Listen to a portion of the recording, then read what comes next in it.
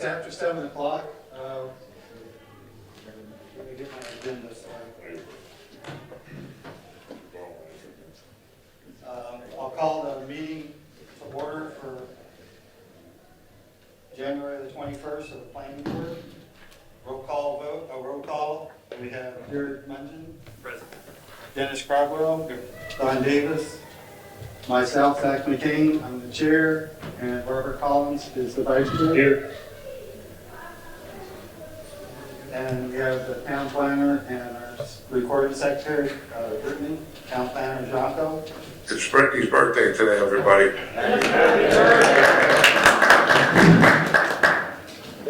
And Dennis. Dennis' birthday.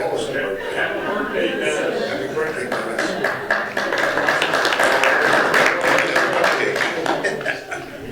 Everybody rise for the pledge of allegiance, please.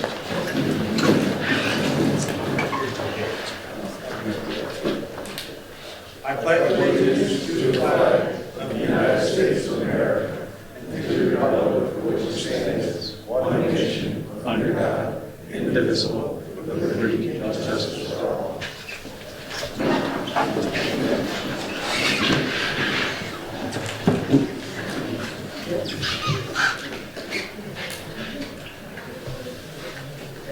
Okay, we're going to start with approval of the regular monthly meetings on December the 25th.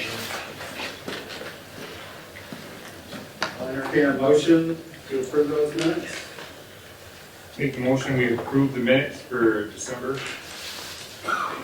Second. All in favor? Aye. Aye. Next on the agenda is old business.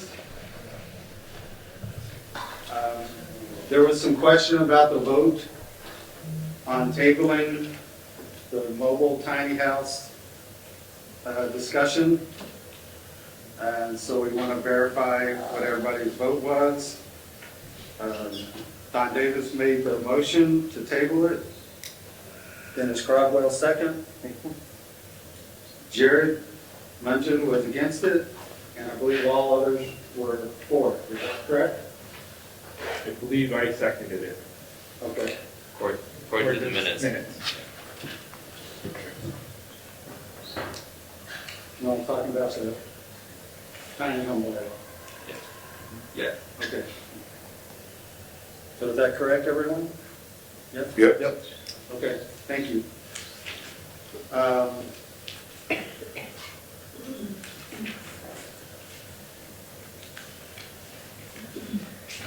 So the next item on the agenda is new business, discussion on proposed zoning bylaw updates. Dennis Croughwell had put together some information on some things that need to be updated on the bylaws. Do you want to go over those? Or? You want to do the BCC thing first to get that over with? Because the bylaws are going to take quite a while. Okay, so I make a motion to move it to the end. Second. everybody in favor? Aye. Aye. Number 7 on the agenda is public comment. This is only public comment of anything other than BCC. Does anybody have any public comment other than BCC? Yes, Susan. Do you mind coming up? Yeah, sure.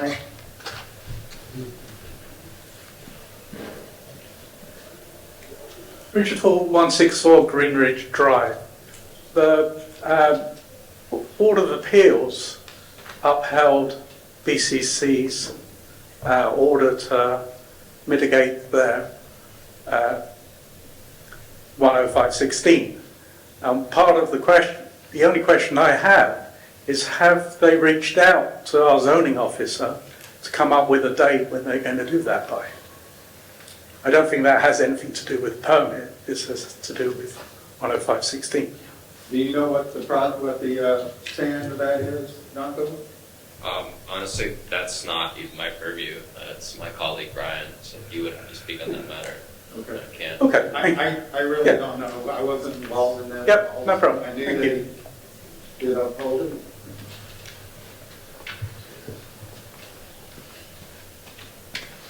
but I'll find out, Richard, let you know.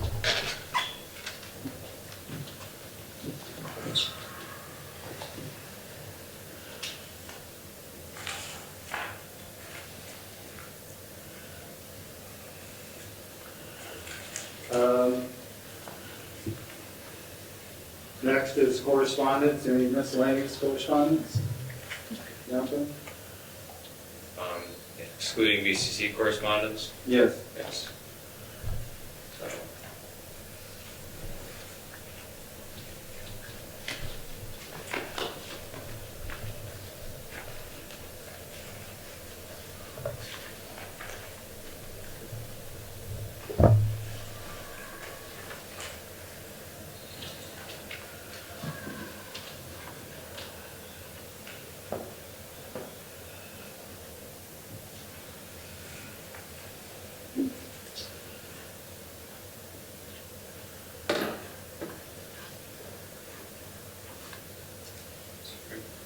sir.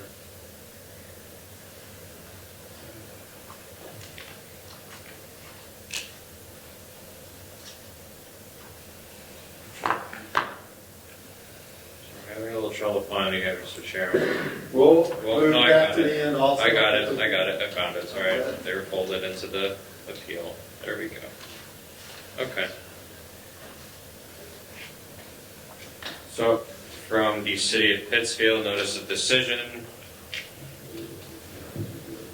71 Downing Parkway, Pittsfield, Massachusetts. After the public hearing on Wednesday, December 17th, 2025, the building inspector issued a permit to JVAM, Jason Bose, for the work under subject to the following conditions.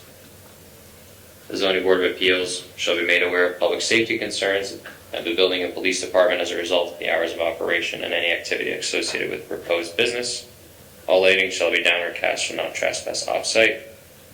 The applicant is subject to all other federal, state rules and regulations not specifically covered by the granting of a special permit. The rights are not exercised within 2 years. The granting of such special permit, they shall lapse and be reestablished after notice of a new hearing. Oh, I'm sorry, this is for a zoning ordinance to allow the operation of a recreational adult use retail marijuana business at an already existing marijuana cultivation facility. There's 71 Downing Parkway.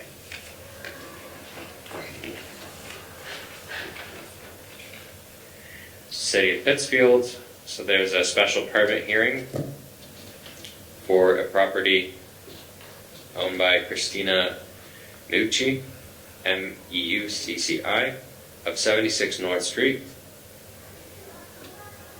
Applicant is seeks relief for the use requirements to allow use on a floor where it's not permitted in the DCD, and the specific request for review is to allow a medical office to operate on the ground floor as a primary street type. The Community Development Board of Pittsfield will hold a public hearing at 6 p.m. on Tuesday, January 20th, 2025. I believe that's incorrect because it would be last year, so I feel like this is 2026, January 2026. Right? Okay. Special permit hearing by the Community Development Board for the City of Pittsfield for property located at 291 and 295 First Street. Application of CHIS-Home LLC. Special permit for side setback requirements between two residential buildings on a residential street type. There will be a public hearing for this at 6 p.m. on Tuesday, January 20th, 2026.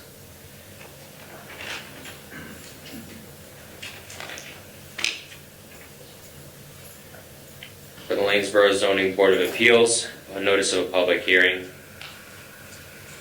This is an application by Tyler Purdy, P-U-R-D-Y, for property at 20 Williamstown Road, appealing the decision of Lanesboro Building Inspector under Article 10, Administration and Enforcement, Section 165-48C, for violation of the Lanesboro Zoning Bylaw 165-29, signs. The hearing will be on Wednesday, January 14th, 2026 at 6:30 p.m. at 83 North Main Street, Lanesboro. that's all the correspondence, Chairman.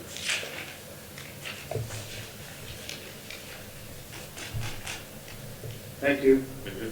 Next on the agenda was items not anticipated 48 hours prior to the meeting. And Yanko wants to talk about the cost of special permit application.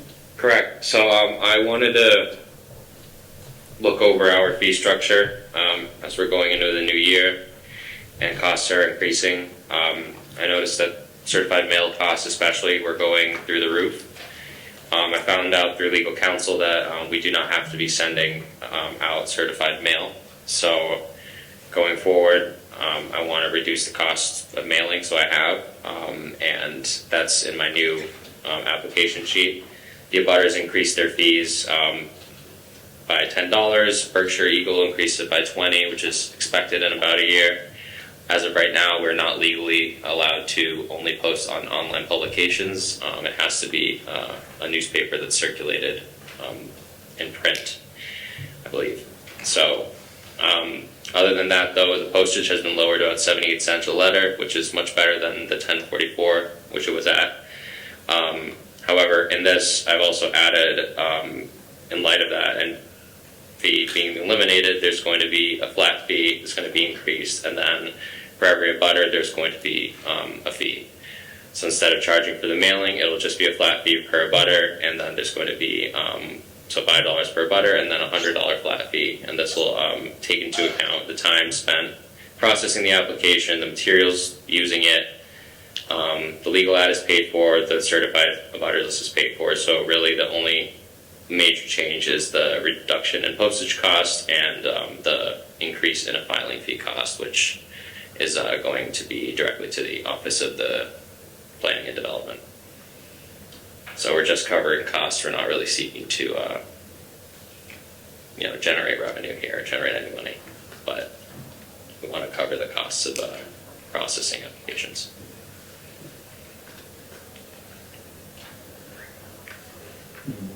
Yeah. So I did bring this up. This is brought up under 48 hours, so I would like to I just wanted to bring it up, get it on the board's radar, it can be reviewed, and then next month you can discuss it further. Okay. Thank you. Nope. Oh, I'm sorry, one more thing, Mr. Chairman. In light of that, there's also underneath that document that I presented for the Zoning Board of Appeals application sheet, there's an affidavit sheet which is signed by the town collector. I am using that, and I went through legal counsel as well to certify that I've sent out the mail. So after checking through the list, going through it, so this is a way of certifying that the mail has been sent out and that people are being notified appropriately. Okay. So, and it will be notarized by the town clerk. All right. Thank you, Yanko. Is that it? Yep, I will show you bring up it further up next month's meeting. But yes, that's all.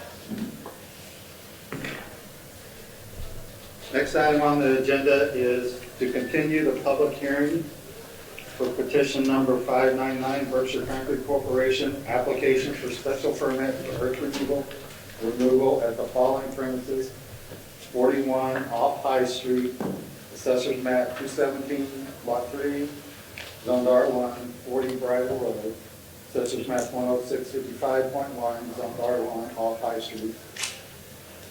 Assessors map number 105, lot 12, zoned R1, off Pleasant Street. Assessors map 105, lot 16, zoned R1, off Bruce and Renee Drive. Assessors map number 101, lot 25, split, zone R1 and R2.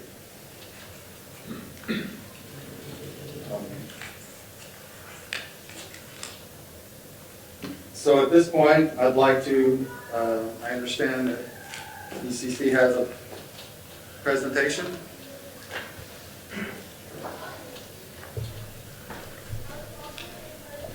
Evening, Mr. Chair, members of the board, Attorney Egan from Cohen, Kittyville, Sethane Cook, on behalf of Berkshire Concrete Corporation.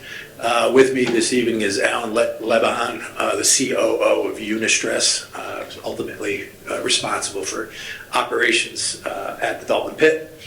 I believe my correspondence to the chair of January 7th, 2026 is responsive to the questions raised at the November 19th meeting. And I won't go through those one by one, but we're certainly happy to answer any questions. To that point, I had requested follow-up questions from the board. Haven't received any, so I assume no one had any questions in response, but we're certainly happy to address any questions. I would say that one of the themes that's come up, both with respect to questions raised by this board as well as comments from the public, is the performance standards pursuant to which BCC is judged as it relates to the permit. Specifically, references to section 350-61 of the Town of Dalton zoning bylaws, both as it relates to whether or not BCC's current application for renewal is complete, and then just in general as to whether or not BCC is operating under their performance standards.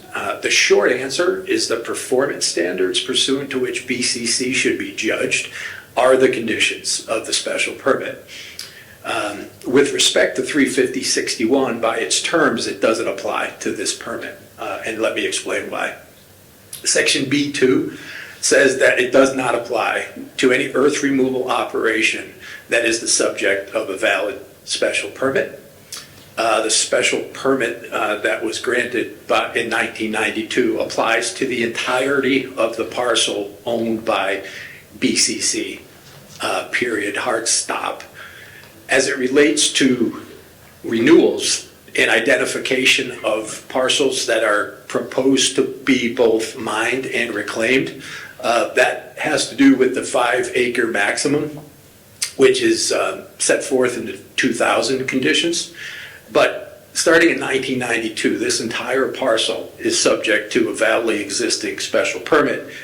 Therefore, 350-61 does not apply. Furthermore, if you look at the conditions themselves, for example, condition number 4 under the 2000 conditions, it specifically says that the predecessor to 350-61 does not apply with respect to restoration and reclamation. And then because it doesn't apply, the application does not have to comply with the requirements of 350-61, and it does not have to comply on a related note to a checklist that's in the Town of Dalton Planning Board's general application for a special permit. That came up at the November hearing. There's no such checklist attached to the application for earth removal. So I just wanted to touch on that. The application is in fact complete as it relates to the conditions, and the conditions are the performance standards and not 350-61. And then there was a comment that came in today to Yanko that he shared with me, or I think it came in yesterday, with respect to the date on the updated topographical survey, and some suggestion that the final survey existed since July 2nd of 2025. And I just think that's a misunderstanding by someone that's not used to reading plans, and that's fine. There is a date of July 2nd, 2025 on that plan. That's the base plan. If you look at the plan further, you'll see with the stamp that it's actually dated January 7th, 2025. And that is the date on which BCC and I got the surveyor our comments. So those were a couple of themes that came up, undercurrents themes as they related to the questions posed, and I wanted to just raise those, but certainly happy to answer any questions, expand upon the correspondence of January 7th. Like I said, I didn't get any questions from the board, but I'm certainly happy to take them. Thank you.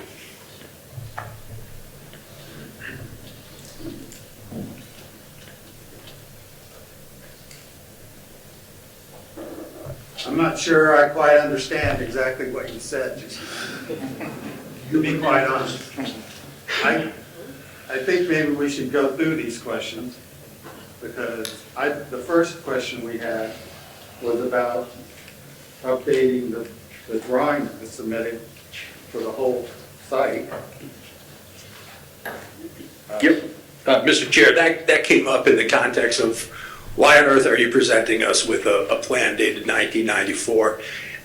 If you look at the 1994 conditions, number one, it specifically says that that plan is the plan of reclamation and restoration.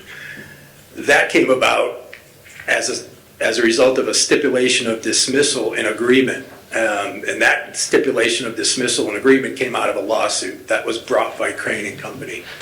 And all parties agreed to it, and I provided a copy of that stipulation of dismissal to town council. So that is the plan of reclamation and restoration, and that's why that was presented to the board.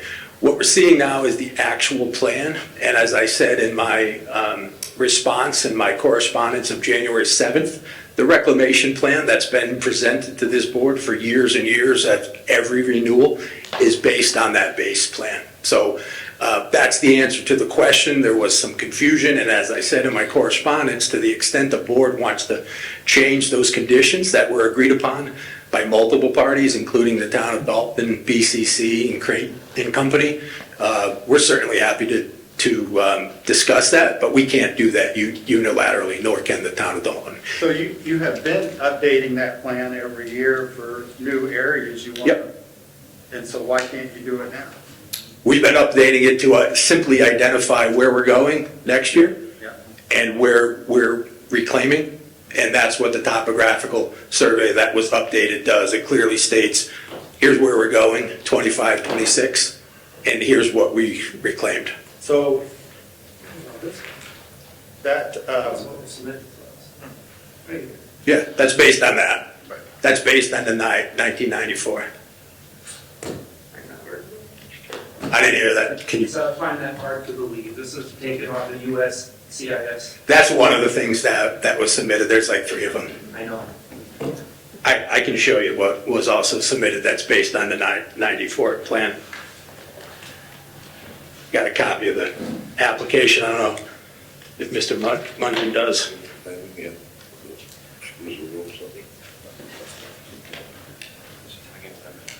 Do you need a copy of it? You want, which map do you? Which map do you want, Dennis? Project up, is it the old map or then when you? Yeah, it was one of the maps that was submitted with the application. Yeah, go. this map? Yep, This one, yeah. that's the map. That's based on that 1994. This one? Yep, exactly.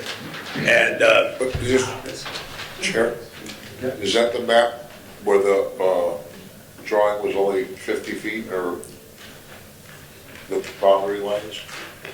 Did we look for that? no, that doesn't show, through the chair, this map doesn't show distance. The updated topographical survey that was submitted on January 7th shows those distances. Both to abutting properties, 200 feet to wetlands, and clearly shows where we're intending to go in 25, 26, and what we've reclaimed most recently. Can you explain to me how you justify saying that that permit that you've been working with for the last, however many years it was, how it applies to these other lots? Oh, sure, that's in Listed on that permit. That's in the record. That's from 1992. If town council or the chair would like me to submit a copy of that permit application, it clearly applies to the entirety of the parcel. What we do on a regular basis, on an annual basis, is 2 things. One, are the performance standards vis-a-vis those conditions, have they been applied, have they been complied with? And then, where are we going next year and what have we reclaimed?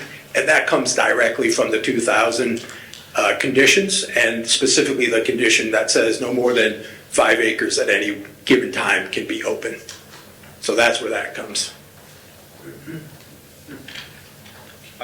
But I still don't understand how you can say that permit applies to these other lots that you've added to the permit this year. Have you looked at the 1992 application, Mr. Chairman? Yeah. This is simply a renewal of that 1992 application, and what we're identifying is where we're going in the coming year. But if there's a question, I can certainly brief it for the board. Not listed on there. Excuse me? These other lots that you've added to the. On the 1990, New renewal are not included on that 1992 or 2000. these parcels have been mined off and on since 1947. And when the 1992 permit was issued, it was issued as it relates to the entirety of the parcel.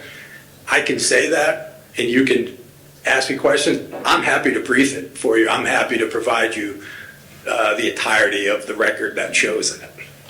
Yeah. What we- I read that 2000 permit, I don't see that. I don't The understand. 1992 permit? No, I haven't read the 1990, I've read the conditions for that. Yeah. The 1992 permit is what each one of these renewals flows from. So that's what we have to go back to. This isn't a new permit per You se. just showed me where it says that. I'm happy to. These other lots. Yeah, I don't have it with me this evening, but I'm happy to provide that.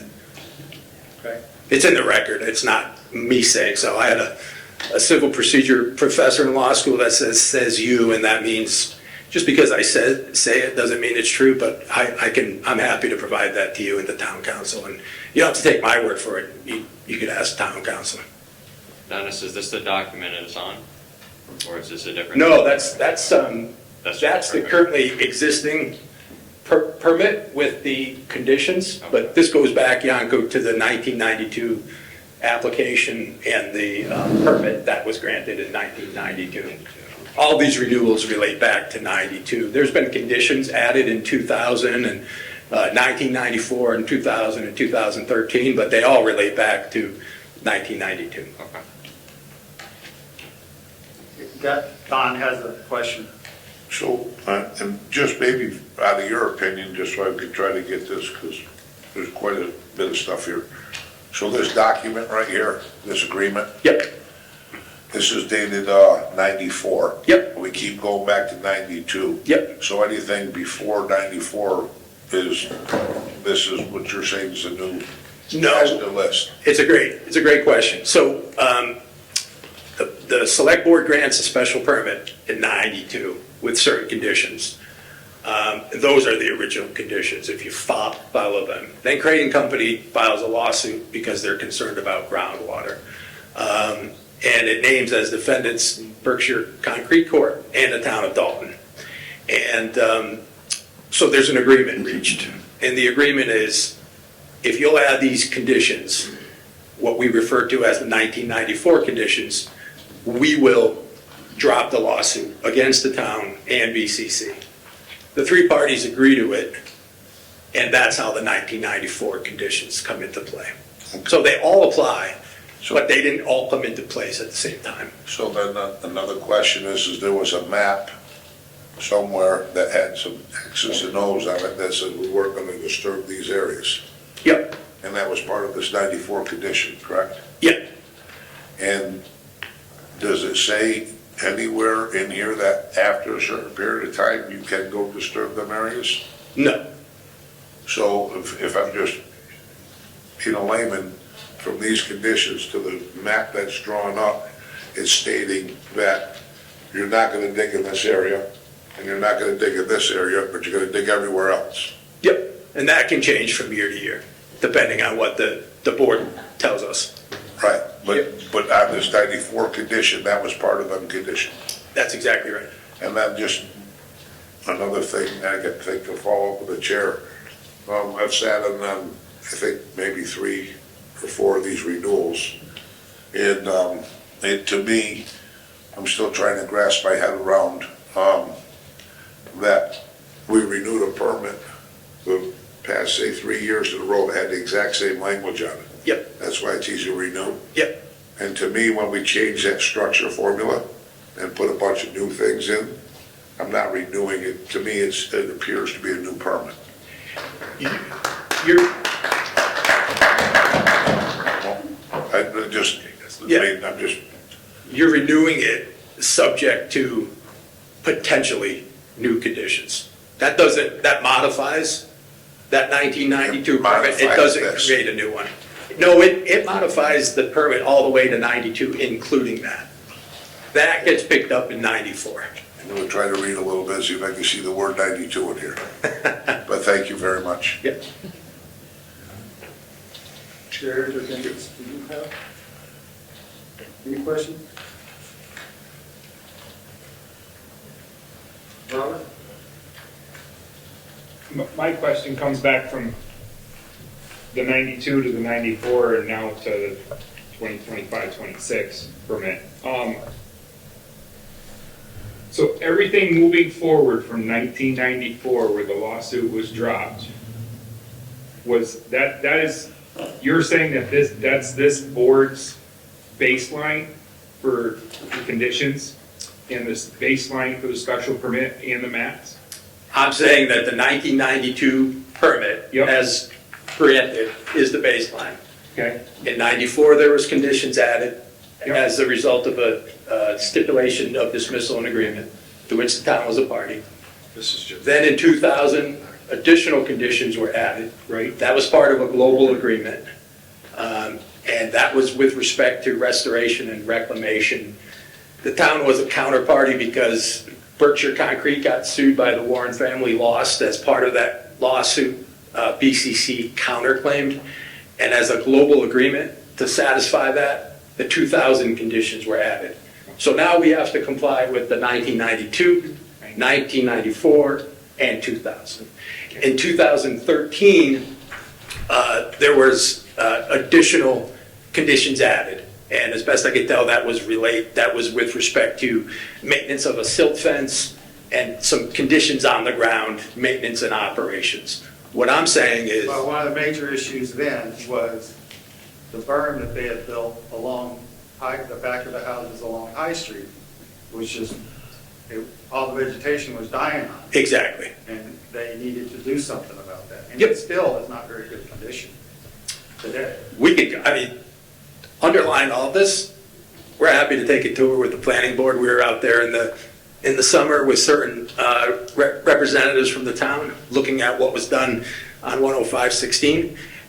That continues. Those conditions, every one of them, is applicable to this request for renewal of a special permit. And if they're not complied with, and this board thinks things need to be done in order to plant grass or hydro seed or maintain a berm, then BCC's happy to do that. My only point is that this permit relates to 92 on all of it, and then conditions were added. We could agree to disagree, but that's the position of BCC, and I would submit to you that it's been established over the years, and I'm happy to provide backup for that. If I may, Chair? Yeah. Just, so this goes back to exactly still what we're talking about here.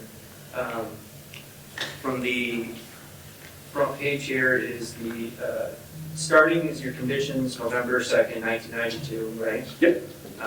You have 1, 2, and 3 being restoration. Yep. Right? So on the next page here, you have that mission safeguard, senior responses. You use this one quite a bit. There's a lot of just run-on sentence.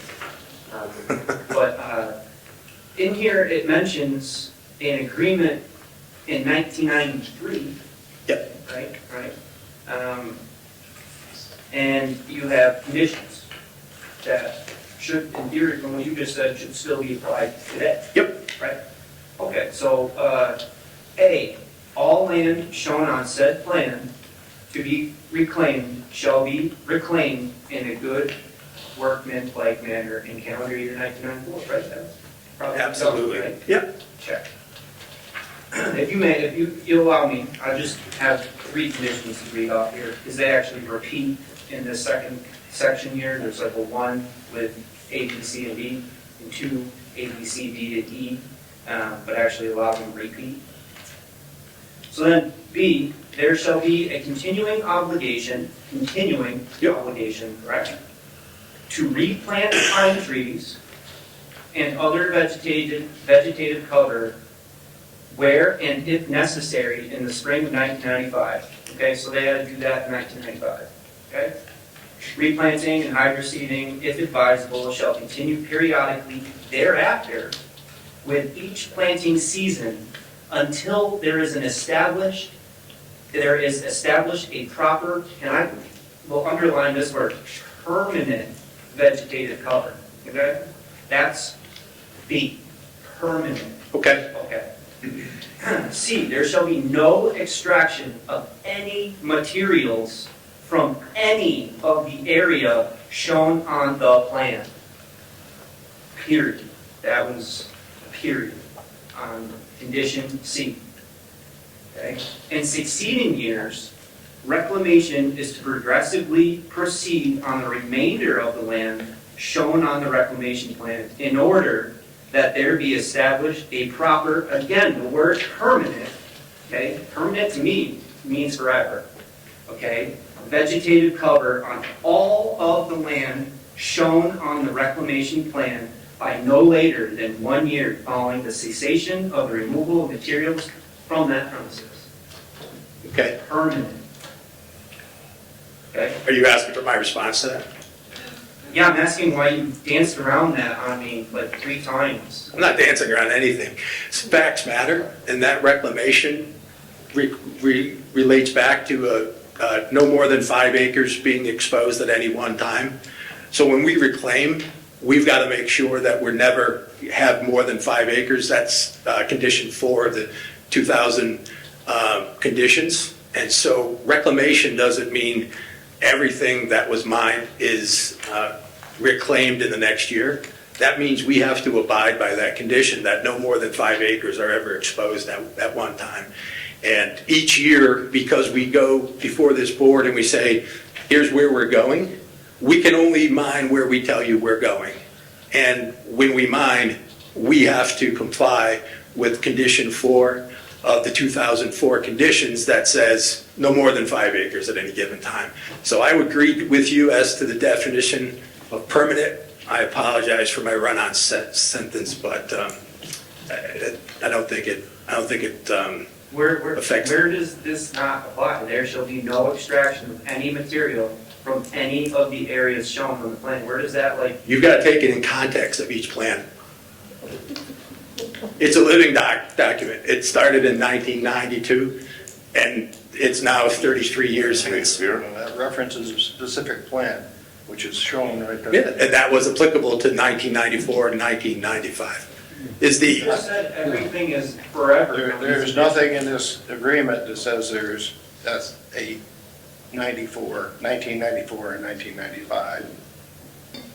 In which, I'm not sure what you're On looking the at. conditions Which ones? from 94, for the crane conditions. Yep. It says you will not excavate on that property, On what? On On that what plan. property?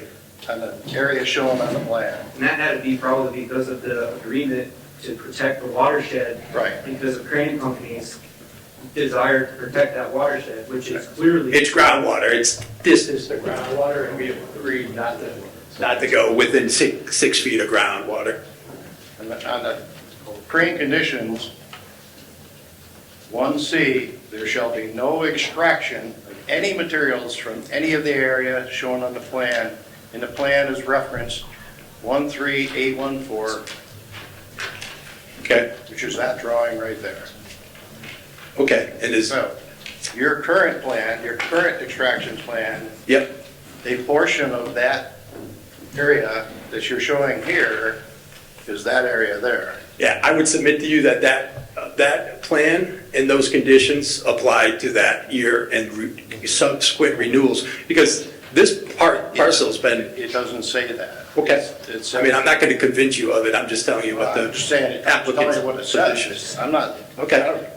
Yep. one way or the other, it doesn't Yep. make any difference Yep, what it says. yep, okay. I'd like to go back to your initial approach, when you said the 1992 conditions basically void 35061. No, what I said was the fact that the 1992 special permit applies to the entire parcel precludes the application of 350-61. 350-61B2 specifically says that it does not apply to earth removal operations that are subject to a special permit. The 1992 special permit applies to the entirety of the parcel. That's my point. I don't see where it says anything. Okay. That's, Mr. Chair, like I said, So you- I'll brief it, I'll provide you. 350-61B2? Yep.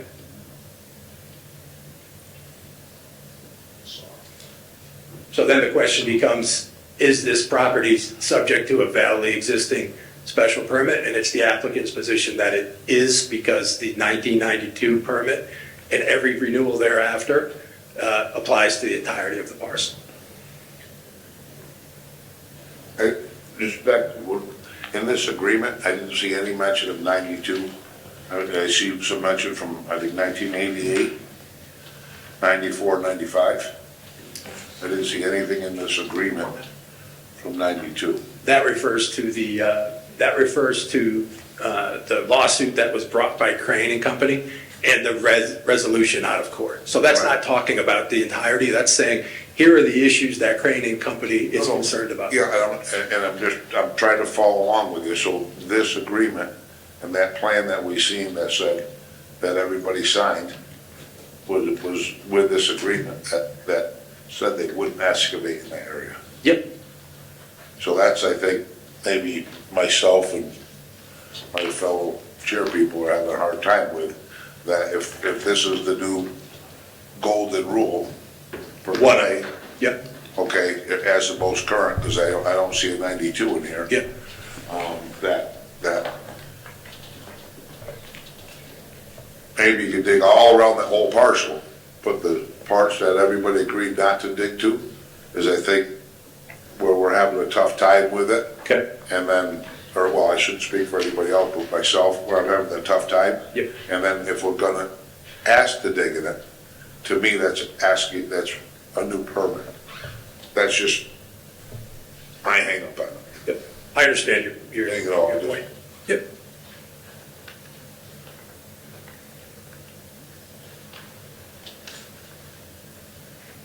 Are you familiar with this drawing that was submitted, that's stamped?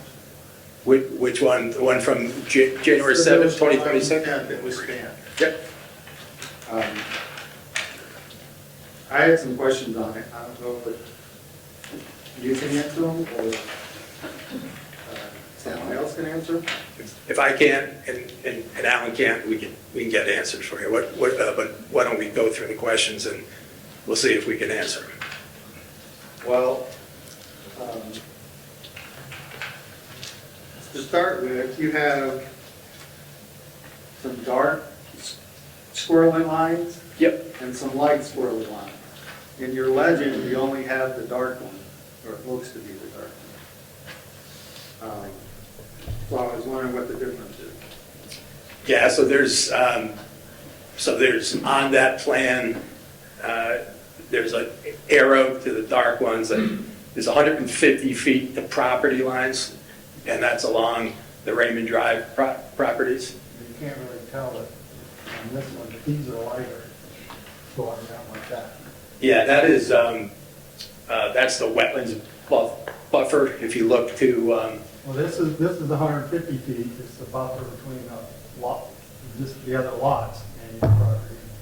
And this is the wetlands between the water, this is along there is the water line. Yep. And this is 200 feet. Yep. To this dash line, it's kind of in line with that. But, you know, that's the 200 feet is to this dash line, it goes like that. Yep. Because the water line goes out. Yeah, and some of those are simply showing the edge of the woods as they currently exist. So I can't tell the layout. That's what it says on the legend, that swirly line is Edge of woods. edge of woods. Yep. So that's this dark one, but the edge of the woods is back here because they deforested. Yeah, I can't speak to lightness or darkness. It could be the way it came through, but there's both existing and then in the areas that we propose to mine, That's where we're going up to, which is the requisite 150 feet, for example, along the properties off Prospect as well as the properties off Raymond Drive.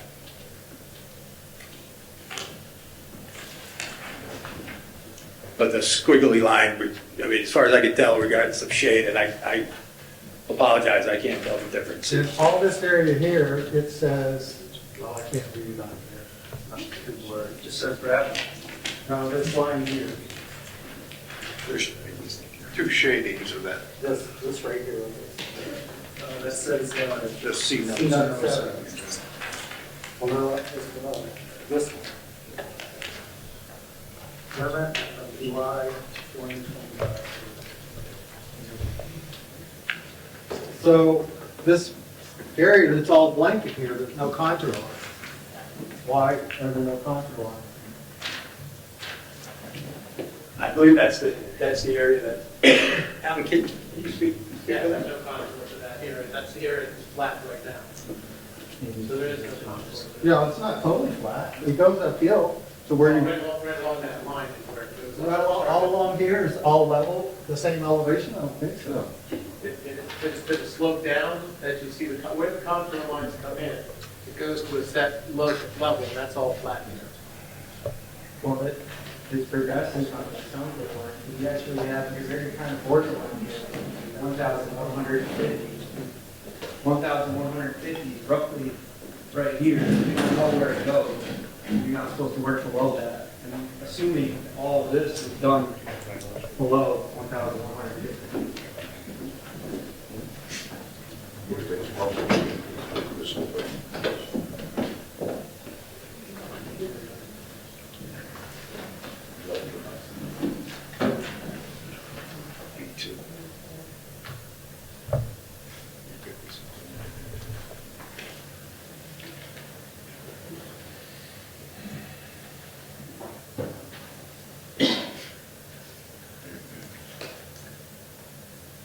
So in that area that doesn't have any contour lines on it is where the big hole was that had water in it.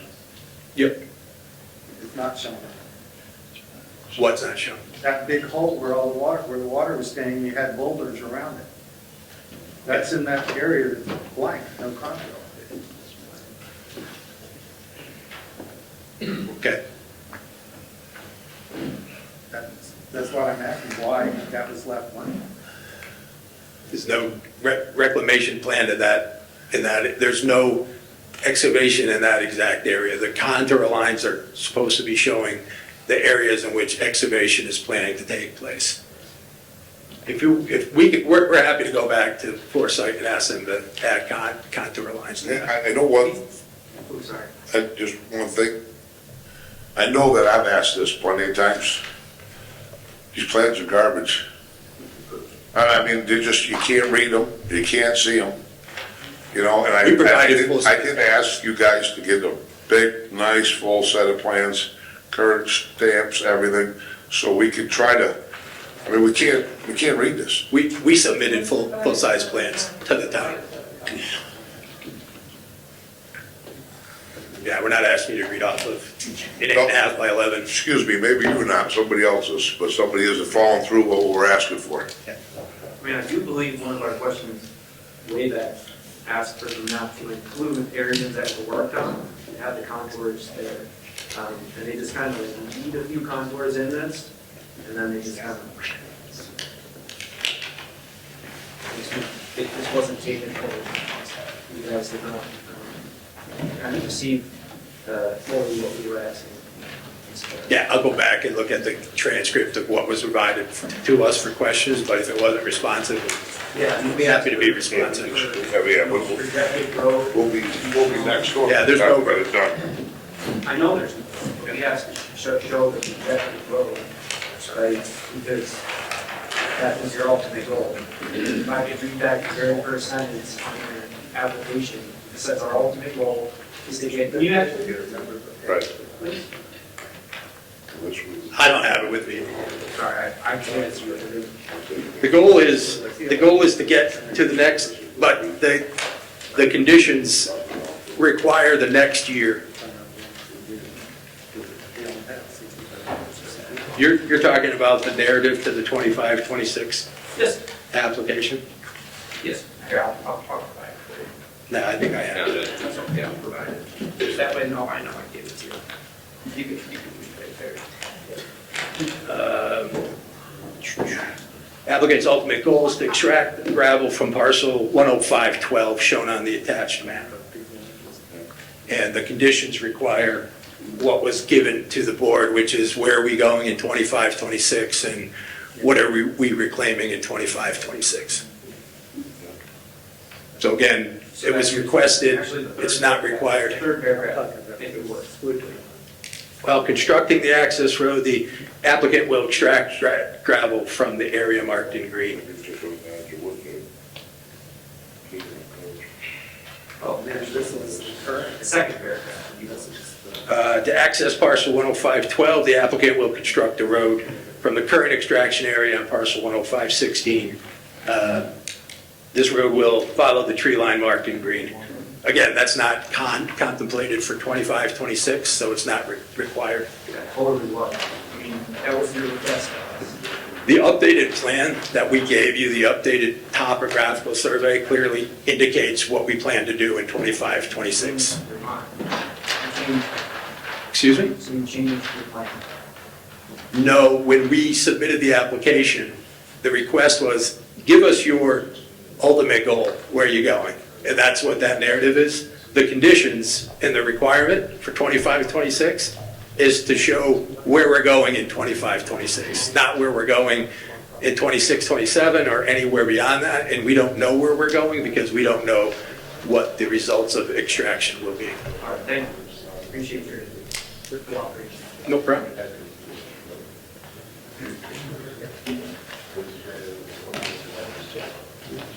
Oh, in this area? Dennis, on your map, there's a very small 65-foot gap, I believe, between where you're planning to dig, right? Spring Beaver.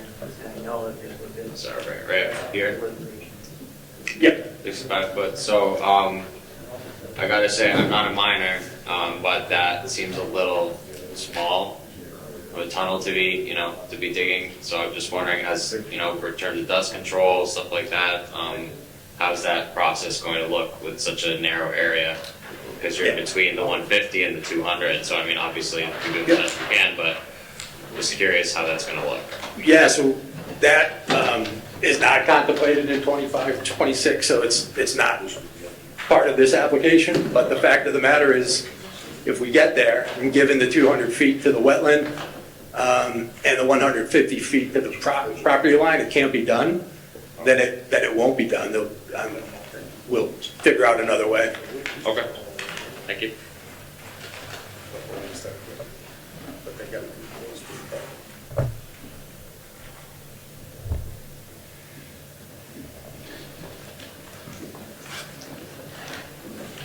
Any other questions? I don't have any right now because I have a loss as far as this, how these other conditions can apply to these lots and not, in our bylaw not apply. That doesn't make any sense to me at all. Okay, yeah, I mean, that's That's honestly why I requested. I just copy the bylaw and put it in the condition. I mean, that is an approach, whether that holds up or not. I guess that remains to be seen.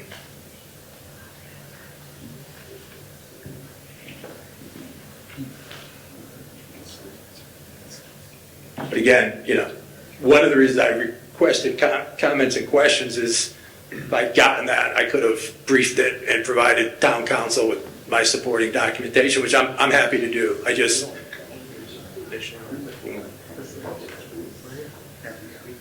Zach, I got a question to our town attorney. Okay. My question goes back to the fact that BCC obtained and owned this property prior to zoning. All the parcels we're talking about are part of the original Warren Farm parcel / gravel operation. So as a planning board member, do I have to take into consideration that those parcels and these parcels that we're talking about were prior to zoning? The town came along and put zoning on a few of these lots, which it was probably done for future, this area over here could be a residential, so they made it R1 or R2. With the stance that BCC is taking, do we have to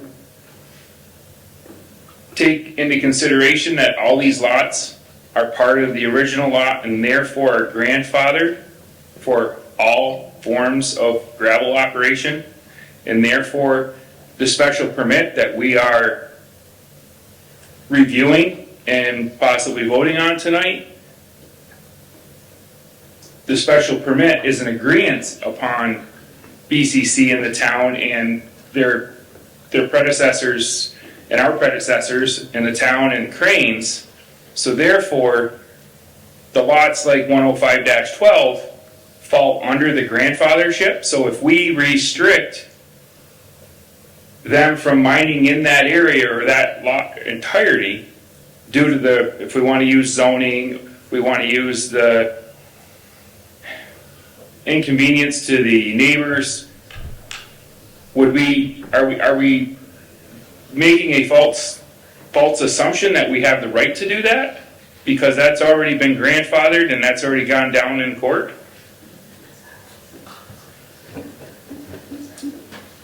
Through you, Mr. Chairman, Alex Whiteside from KP Law. So the question raised, I hate to give a typical lawyer response, but it depends on several facts.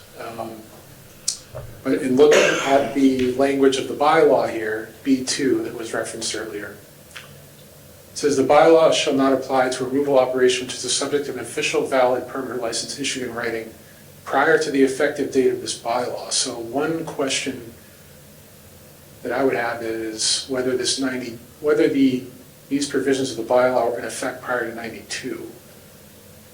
I don't know off the top of my head what the answer to that is.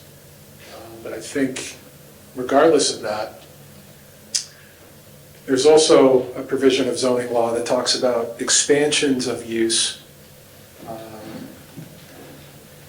requiring special permit relief. And it appears here that although there was an agreement in 94 that certain conditions would apply, those conditions throughout the history of this operation have been amended at certain points. So to suggest that the board has no ability to change those conditions, I wouldn't agree with that. Excuse me. Yes. The crane conditions have not been amended since they were instituted in 94. There's been other conditions added Right. in other years, but the crane conditions have not been amended. Understood. Yeah, I misspoke, I'm sorry. Yeah. I think the board has the ability to impose additional conditions to the extent they're not in conflict with those conditions. Going back to B2 again. Yeah. When was the first valid permit, special permit issued? Through the chair, 1992. 1992. Through the chair, if I can just clarify one thing. I'm not suggesting, nor is BCC, that this board doesn't have the ability to add conditions. Mm-hmm. Massachusetts law is clear. As the special permit granting authority, this board has the right to add reasonable conditions. Mm-hmm. I just want to make that clear. Reasonable and enforceable. Yep. But BCC didn't have a valid permit before 92.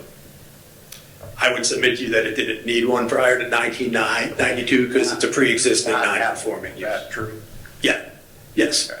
So that says before 92. What says before It 92? says had the valid permit before these bylaws. So Well, it's as of the time the bylaw was enacted. right. So the bylaws came in before 92.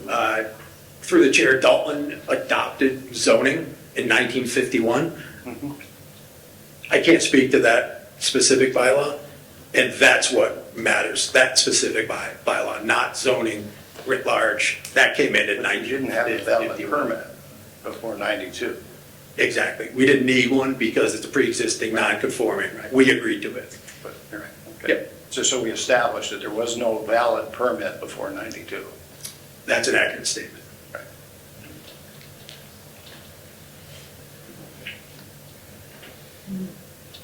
So, I guess I'll have to ask the lawyer, town council, if that bylaw still applies, because they didn't have a valid permit, special permit. They weren't granted a special permit before the bylaws.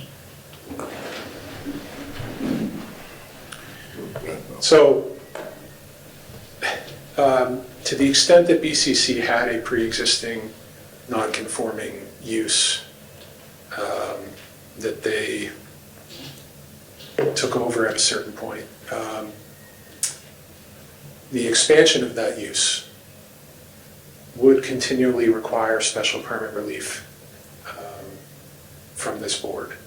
So, it seems to me that probably in 92, somebody realized, we're expanding this use to new areas potentially, so we need to come to the town and get a special permit. And now that they are operating under this special permit, I do think the board, as we've stated, and as BCC agrees, has the ability to impose new conditions on that use.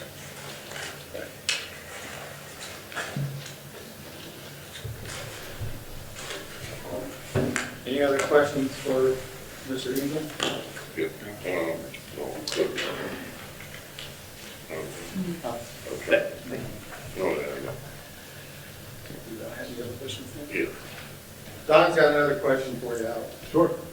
So if we're, I guess, assuming that this parcel, as they said back in 1941, or whenever they were digging, and then zoning laws came in and the agreements came, this whole entire parcel was under or grandfathered in at the time?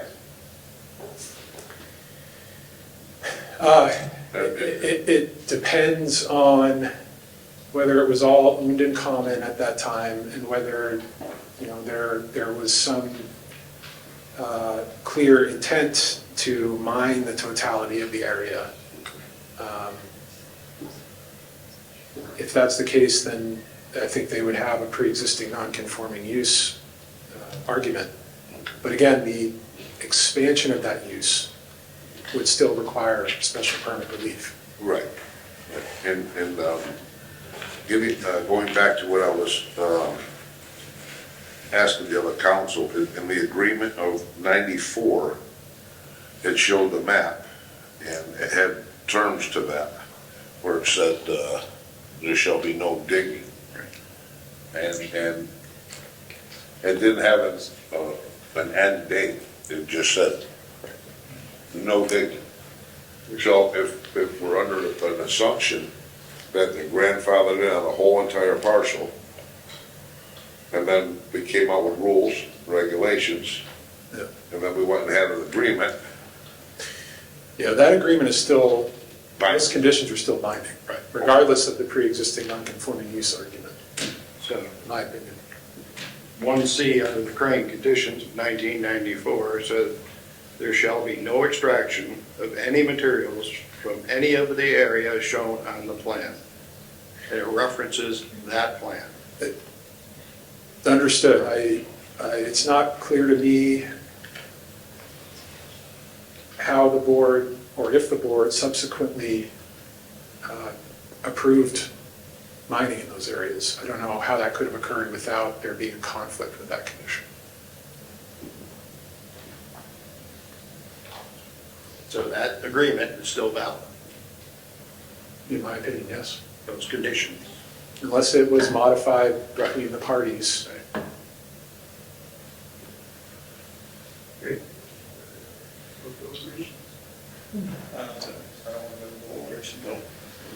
want to wait till we get information back from Berkshire.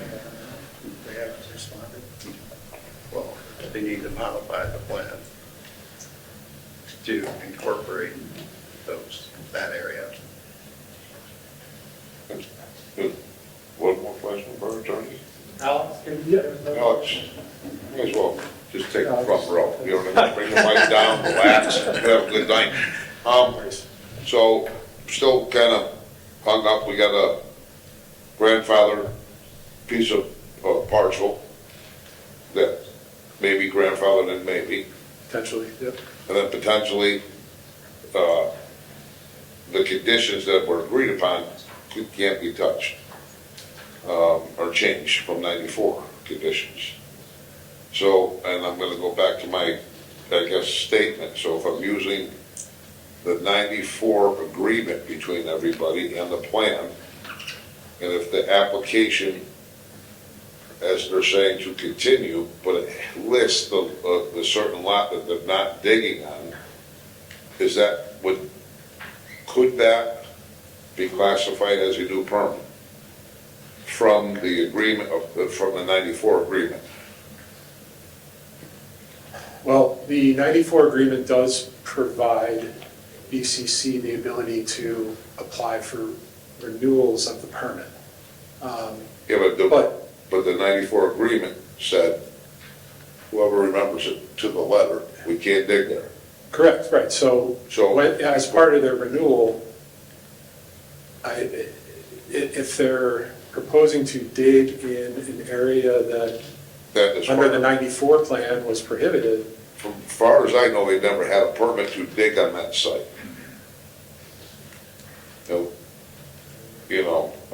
From this planning board. The 94 had an agreement, but the grandfather, they could dig everywhere.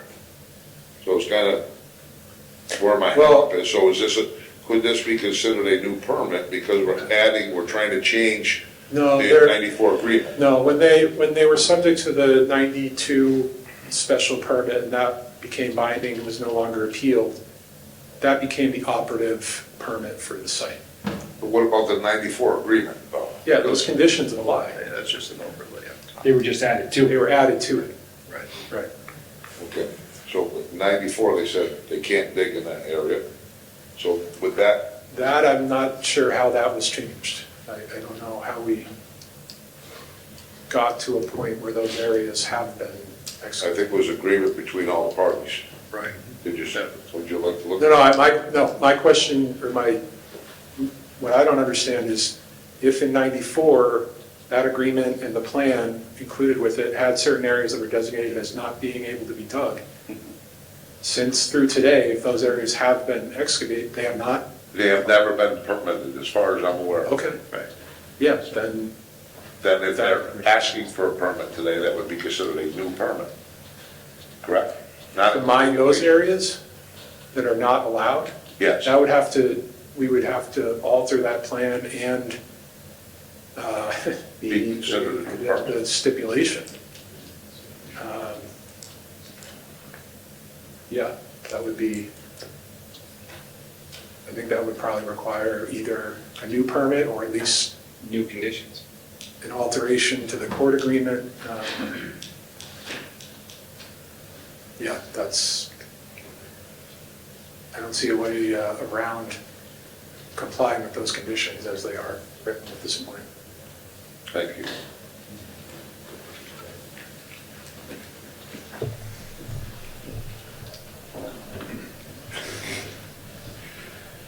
Well, I think we take 15, 20 minutes, go play basketball, and sip of water.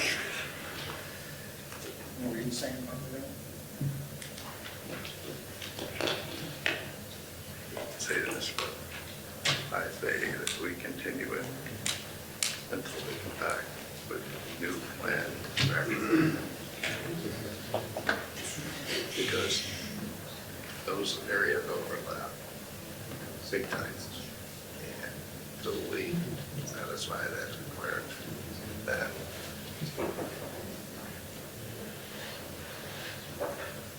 I hate to do that, but it's like, Or just say that. Kind of the same. Bounce back, we can do deliberations, and then go back to public hearing, Robert. So I think, so. You can't, do deliberations and go back. Just a question.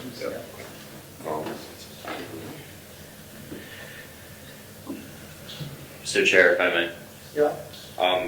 I think the way that the board maintains the most control over the situation is, hypothetically speaking here, is through new conditions. Is if we want to maintain more legislative control. Obviously, we can't go back and rewrite any conditions. We can't change them. What we can do is we add in new conditions that supersede or fix old ones that cater to the needs of the community, that make it a more effective permit should it be granted. That's kind of, I've been gaming out several scenarios in my head, and that's the one where I see us kind of maintaining the most control over the situation as a board. We wanted to proceed that way. Obviously, it is up to the board on what they would like to do, and I think it's important to just take into account that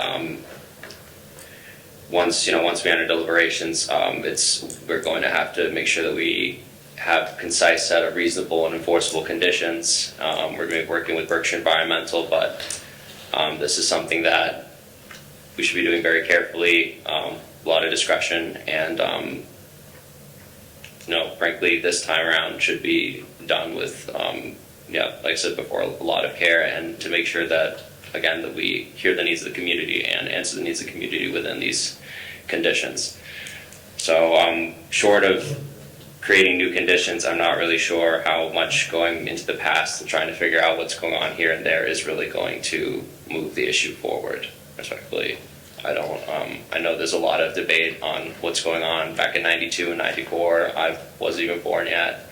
It's like, it's just, it was so long ago that the time we can control and the things we control are now, and I think that doing it that way and would be the kind of the most strategic approach to the situation. And that's, of course, after we hear all the arguments from all the parties, including the citizens. So that's all I got to say on the matter.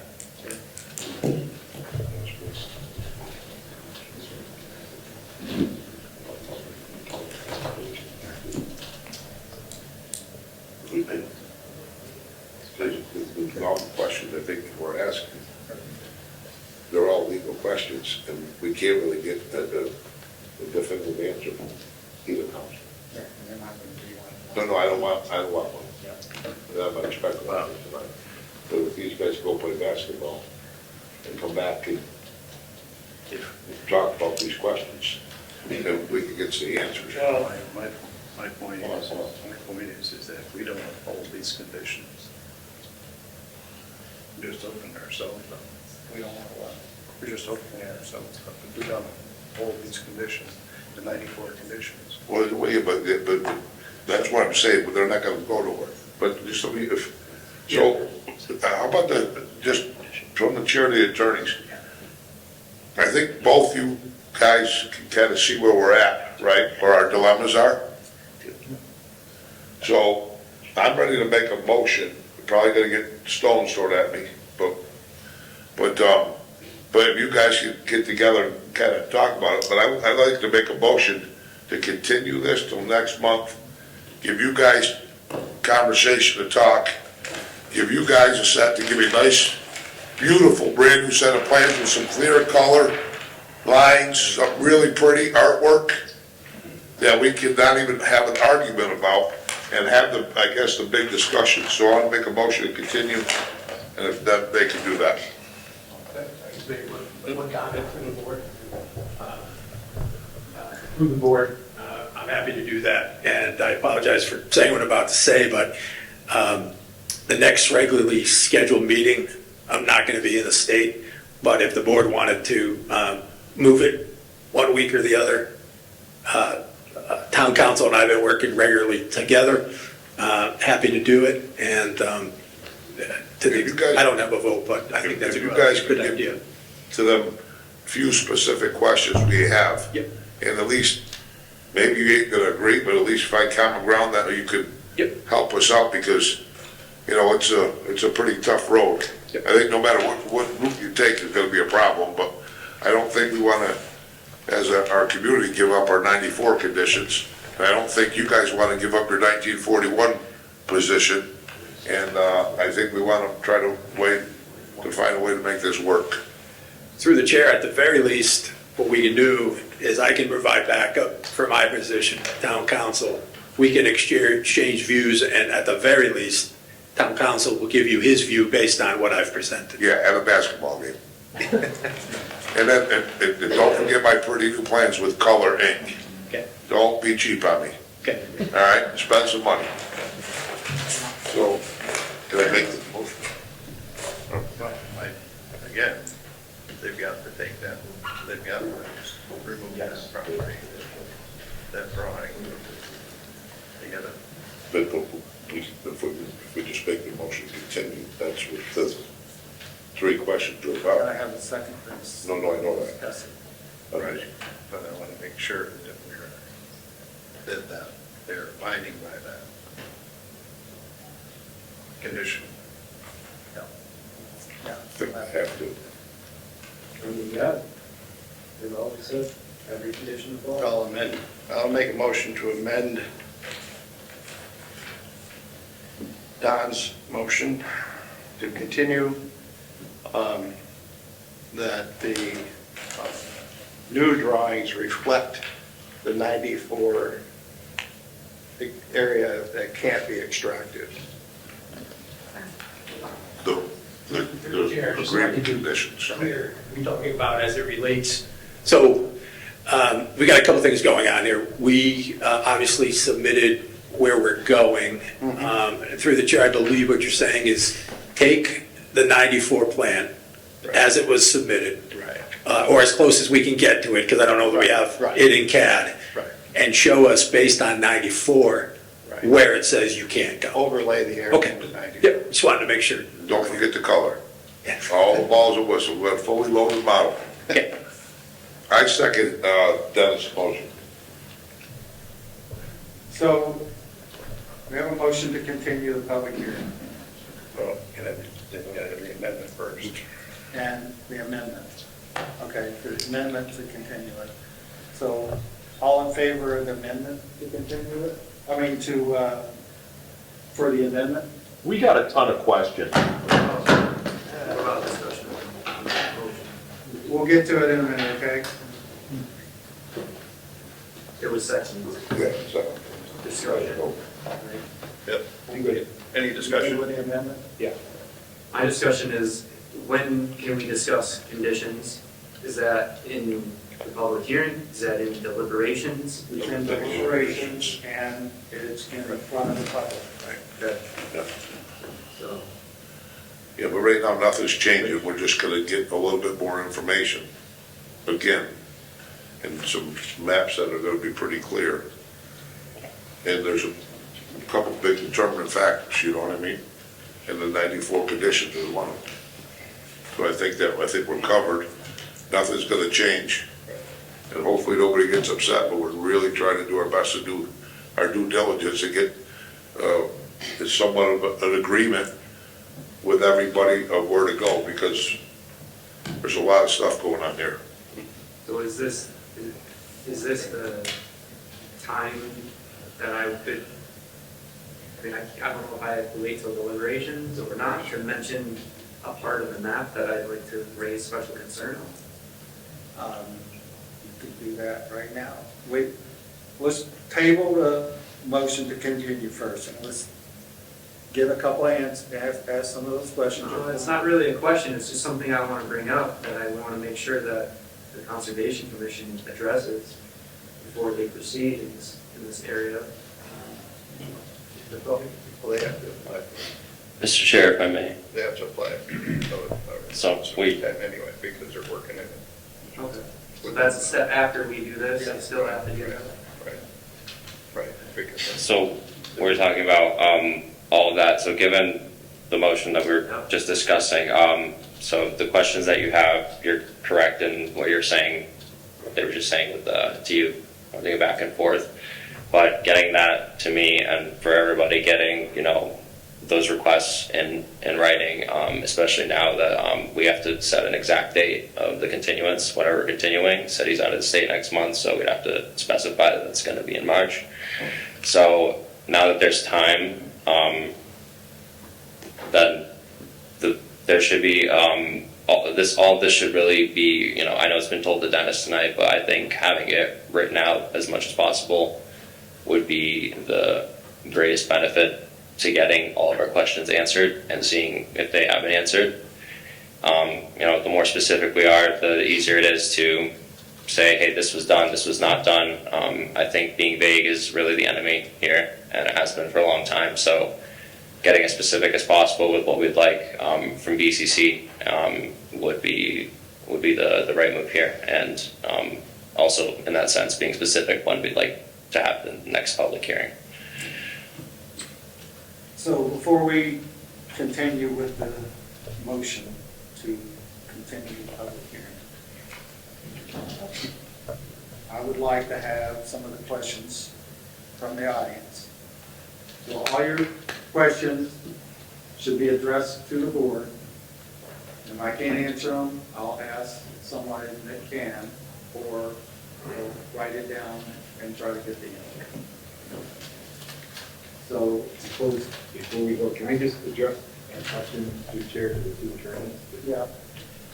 So, one of the things that I've asked the questions to BCC and to our town attorney in the past is the 92, the 94, the 99 lawsuits, how all those had fallen into play. If we could lay those out with the conditions at each, in 92, this was set. These are the conditions. In 94, correct me if I'm wrong, these conditions were added to 92. And then in the 99 lawsuit, I would like the court's ruling, I would just like a list of what the final agreement was in 99. And I think that's the roadmap in my head that I would like to see for me to make a conscientious decision, and I'm hoping that it will help the rest of the board. Because I think there's a lot of confusion with the, quote, we use the word grandfathering clause, we use the word existing conditions, but yet, as we sit here tonight, and I know a lot of the questions out here, and one of them to mine, and I asked in the past, explain to me what these conditions are. I know that you agreed not to do 6 feet in the water. When you said that you wouldn't mine in these areas, was the interpretation forever or on that permit? And those are where I'm having conflictual decisions of saying, if it's a grandfather thing, then I feel that according to the law and the grandfather, BCC would have the right. On the other hand, the conditions say would not excavate in these areas. I'd like to see how that roadmap falls out, and I'm hoping that between our two attorneys, when we get that, it'll help clear my mind to a conscientious decision along with the rest of my board members.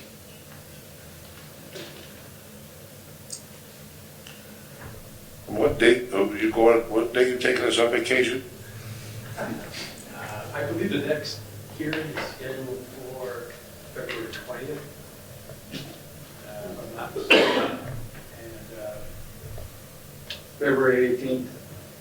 yeah, I'm out of town. March 18th. I'm out of town from the 13th through the 23rd. Does that include all of us? I can ask my wife.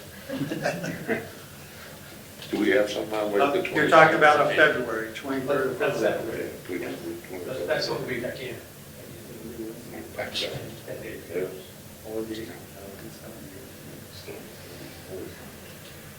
Do you think it would give you guys enough time between now and the 25th of February to play basketball? Not gonna be here. You're gonna be here. It's the 18th, our hearing's the 18th, our meeting. Yeah, but can we move it to the 25th? He's not gonna be here on the 18th. Oh, it's not gonna be, Why can't we move it? We'd have to do a Yeah, separate, it's, we'd have to still do our regular one, I think, and then we do an additional Yeah. meeting, I believe. What day are you leaving? Leaving on the 13th. It's either that or it goes to March.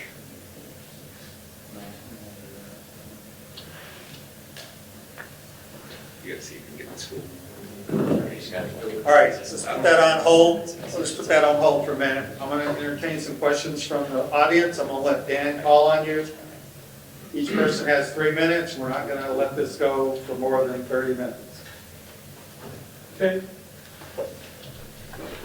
Thank you, sir. Can I have about 3 minutes of somebody's other time in case I go? We have time that can be used. As the chairman said, he doesn't want the whole discussion no longer than 30 minutes. And your comments have to be addressed.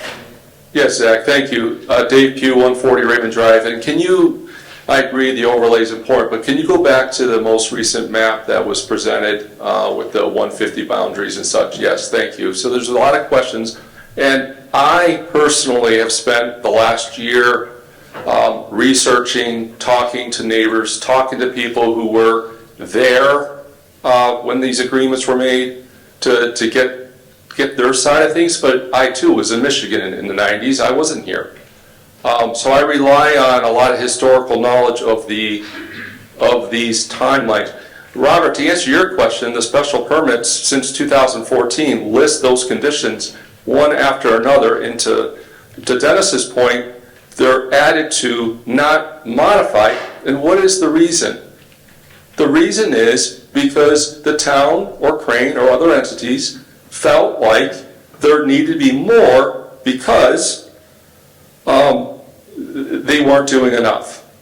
Now, I agree with you, Dennis. I think you were up here, or Zach, you were pointing to, I'm just going to step away for a second. This is the current tree line because of their excavation. And the largest abutter to this tree line, not this one, this does not exist, this is where it's at now, is the town of Dalton. They came up to within, I would say, 5 feet of the town line right there. Not 150, not 100, not 50, 5. Okay, you can stand on the edge of the property of the town and there's trees cut right in front of you. This is the current tree line. This is gone. And to your point, there needs to be lines here. So there is a lot of inaccuracies in this drawing. And while I'm up here, I just want to point out the epicenter, this neighbor affected the most. Currently, I'm 1,000 feet between here and 140 Raymond Drive. 1,000 feet of mature forest, mature. And I get a lot of dust in my yard. So the idea of a 150-foot barrier is obvious. It's clearly, as much as you have a right, per our bylaws, that this board has a right to say, no, that's too close.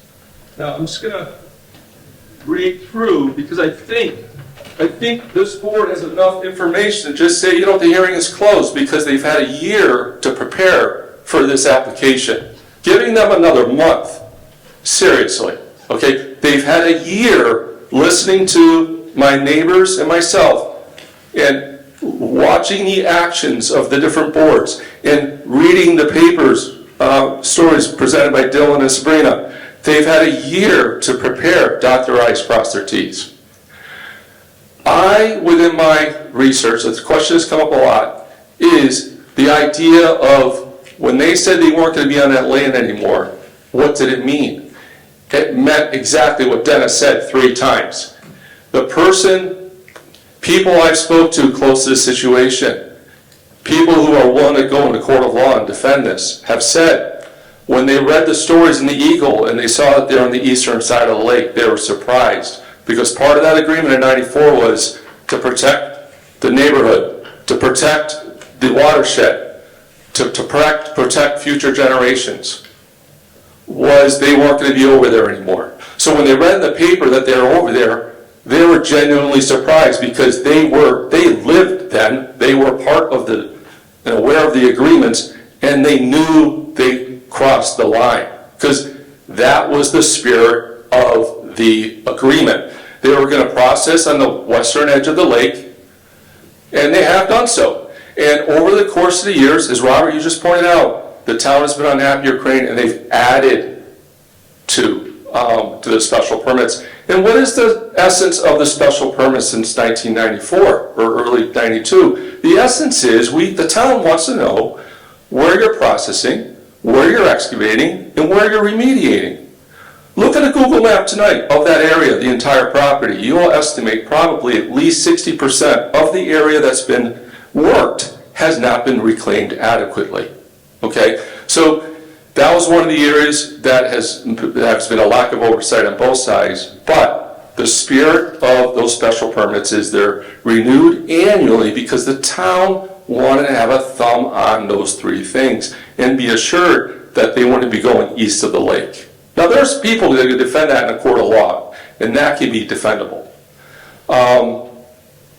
I've mentioned the 1,000 feet. I currently have 150 feet, as much as they have a right. And there's also something we talk about a lot, Dennis, and that is just, any of us, let's be good neighbors to each other. 150 feet from where children play with heavy equipment and the dust is clearly not acceptable. The next thing I'll say is, Richard recently said that the amount of time that they're going to be on site working represents about 28% of the whole year in hours. What happens the other 72% of the day of the year when they're not there, right? So I agree to all the conditions, but simply stated here, gentlemen, and I thank you for your time in this, and as again a member of the Clean Air Committee, and we've spent hours over the summer working on this. I think, looking at the flow chart that Yanko has presented to me previously in this community, I think you as a board have heard enough, and you've asked for continuations to get more input, and over the course of the year, nothing, right? They're not providing what you want. I think you've waited long enough. And I also mentioned, we've talked about this in the boards, this board, other boards are starting to control the narrative for our town. I asked this board to control the narrative. I say, you know what? Thank you. Thank you for what you've offered. We're going to close the hearing, and I've got 90 days to get back to you. And then within that 90 days, Dennis, others, you work on your conditions, you negotiate back and forth. That's what happens over those 90 days. And hopefully by the end of the 90 days, you've got a working document that you're happy with on both sides. And maybe they're unhappy, but your document's enforceable, and that's what you're going to do for the betterment of our community. So if I was to make a motion, and I'm not on this board, I would say, let's close this hearing, let's have 90 days to present back to Berkshire Concrete Corporation what we would like to see in a permit if they're to accept it. And if they don't want to accept it, I guess they don't get it. Thank you.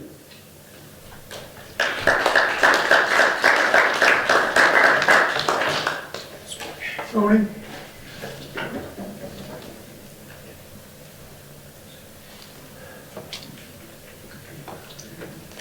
Tony Pagley, Willow, Old Windsor Road. Thank you, Mr. Chair. I have two letters to read, one on behalf of the Board of Selectmen and one of my own making.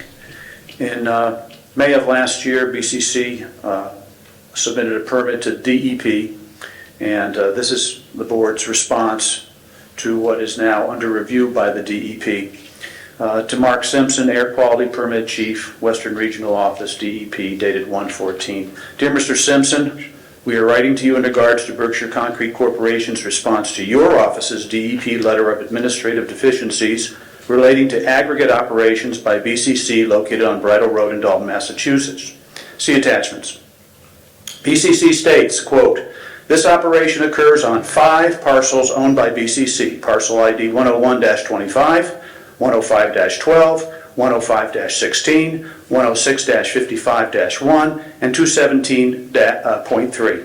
These parcels with property boundaries and location of the dig area and processing plant can be found on Figure 1 uploaded as a separate document, end quote. The operation includes excavating, quote, bank run fill, end quote, in an approved, quote, dig area, end quote. This representation is incorrect. The Dalton Planning Board has only approved aggregate operations via special permit for parcels 106-55-1 and 217.3. The Planning Board has not approved aggregate operations for parcels 101-25, 105-12, and 105-16. In fact, the Planning Board is currently reviewing the special permit by BCC to conduct operations on these 3 unpermitted parcels. BCC's statement that excavation of, quote, bank run fill has been, quote, excavated in an, quote, approved dig area marked by, quote, X on an accompanying map is false. While BCC mined 10516 for some 2.5 years since December of 2023, permitting for 105-16 was found to be invalid. Complaints by neighbors related to the aggregate operations during this period were brought before our community. BCC is currently under an order to abate nuisance conditions dated March 12, 2025 by the Dalton Board of Health. The Dalton Enforcement Officer also issued a cease and desist order dated February 20th, 2025 for aggregate operations on parcel 10516. Furthermore, BCC has been directed by the Zoning Board of Appeals via the Zoning Enforcement Office to restore 10516 to standards delineated in section 35061 of the Dalton Bylaws. The statements by BCC in this matter are misleading. We respectfully ask that your office investigate and hold BCC accountable in light of the information provided herein. Sincerely, the Dalton Select Board, copy the Dalton Planning Board, Dalton Town Planner, Dalton Board of Health Chair, Dalton and Zoning Enforcement Officer, Dalton Clean Air Committee Chair, and Attorney Richard Egan. This is on me. The Board of Appeals has twice sustained Dalton's request that BCC restore parcel 10516 in its entirety as per bylaw 350-61. For nearly 3 years, this parcel was mined and excavated without a valid permit. Prior to 2023, there were no complaints of excessive dust and sand blowing and descending upon the residential properties adjacent to 10516. Why? Over several decades, the condition and state of 10516 created a natural protective barrier of tall, year-round evergreen trees and an abundant undergrowth, which captured and prevented sand and dust blowing from the west from reaching and descending upon adjacent residential properties. BCC destroyed this natural protective barrier as dozens of these trees were removed, and in its place, acres of barren, exposed, sand-laden landscape appeared. The once protected barrier became a veritable dust bowl. After nearly 3 years of unpermitted mining, a chorus of neighbors complained and presented evidence of dust and sand on their property. Is it any wonder that absent this natural protective barrier, dry conditions coupled with westerly winds afforded no protection from the unimpeded travel of sand and dust to adjacent residential properties, some only hundreds of feet from BCC operations. After nearly a year of entreaty by our Board of Health, BCC has yet to submit a comprehensive dust mitigation plan as delineated by our third-party consultant, Berkshire Environmental. Attachment B of Berkshire Environmental's final report, dated October 1, 2025, is entitled, quote, Typical Components of a Comprehensive Dust Mitigation Plan, unquote. The report lists 12 headings and 55 subheadings pertinent to dust mitigation. BCC's dust mitigation plan includes a map of 10516 and a four bulleted paragraph. Most notably, BCC's dust mitigation plan does not address air quality monitoring, emergency response, community relations, and product storage and handling of materials. Your board, gentlemen, is tasked with providing terms and conditions which are reasonable and enforceable if BCC is to continue operations in our community. With all due respect, it is reasonable and enforceable to presume that the special permit for 10516 be denied until such time as this parcel has been restored to the satisfaction of the board, that a dust mitigation plan be submitted and approved by the Board of Health, that Air Partners, our third-party consultant, submit its findings to this board and BCC regarding air sampling being conducted on 4 sites adjacent to the mining operations off Bridle Road. And finally, that citizen complaints relating to dust and sand be compiled 1 year hence for this board's review for the 26-27 special permitting cycle.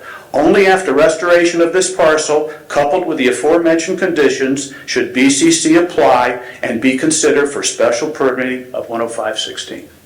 Thank you.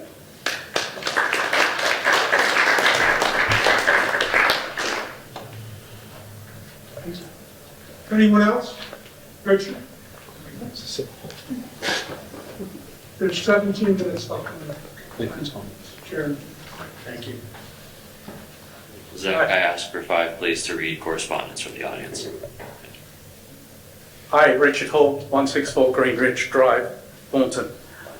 On the original meeting, I submitted questions and I was asked if we could do a summary, which I agreed to. So my question is, I haven't seen any answers to those questions. Is there any answers from BCC, from the planning board? Okay. Just asking. So when I read through this, it was going to take 18 minutes. I'm not going to take 18 minutes.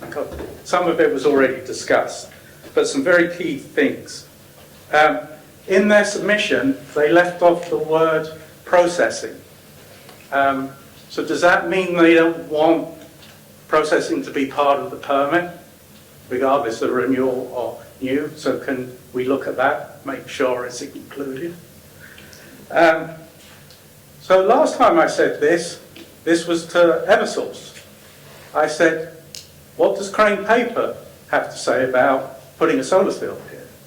So I will ask the same question, especially as apparently the piece between Crane and the town was about groundwater. If they want to increase their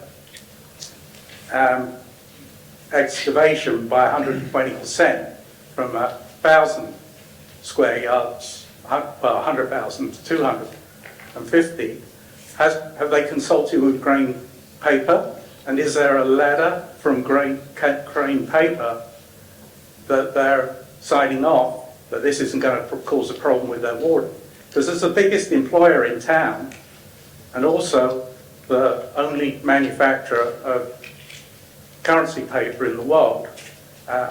We want to make sure that there's not going to be a problem with water. Okay? Then going quickly on to their dust mitigation plan, as was pointed out, they only talk about when they're under, which is 9.5 hours a day, 5 days a week. So that equates to only 27% of the time. So one of my questions last time was, can they look at misting? The ski mountain use it, but misting is used through quarries because it's very efficient, doesn't use much water, and it covers a very large area. So when it's closed, the other 72% of the time, it would be actually misted so that any wind, weather doesn't affect it as much as if it's purely dry. The other question was, within that plan, they haven't discussed stockpiles. There are large stockpiles, which there seems to be the same concern as if the area that's totally empty. So that should be looked at as well. They said they're going to put a burn, extend the burn from where the current one is. So I don't see it on the map. Maybe you could ask Berkshire Concrete to point out exactly where it is, because it goes to my next point. So as part of their submission to DEP, they said that they took 170,000 tons, divided by 40, which is the size of their trucks. So got 4,500 trips to and from, between the excavation site and processing. What they didn't do was time that by 2, because when they're empty, they come back. So that means there's going to be 8,000 40-ton trucks going between the excavation area and the processing area. So without a burn there, and without a fence, that means all the dust is liable to end up in the neighbourhoods.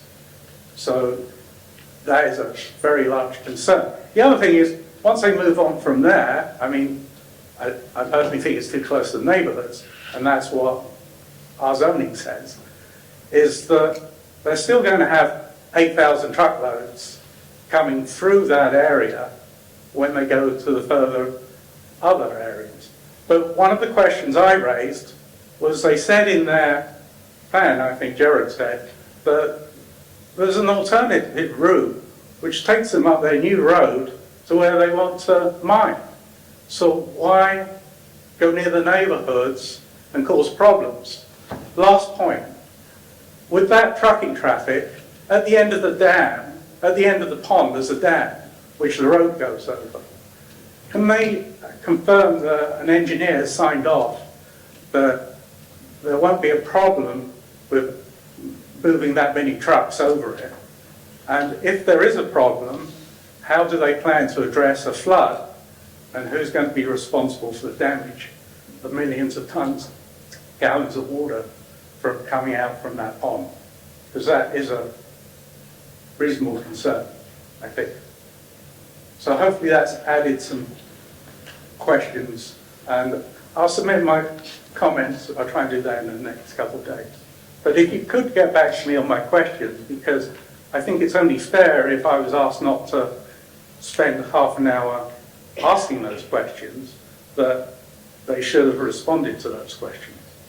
Thank you. Richard? Anyone else? Richard? Mr. Chairman? Yep. You all set? Yep. Peter?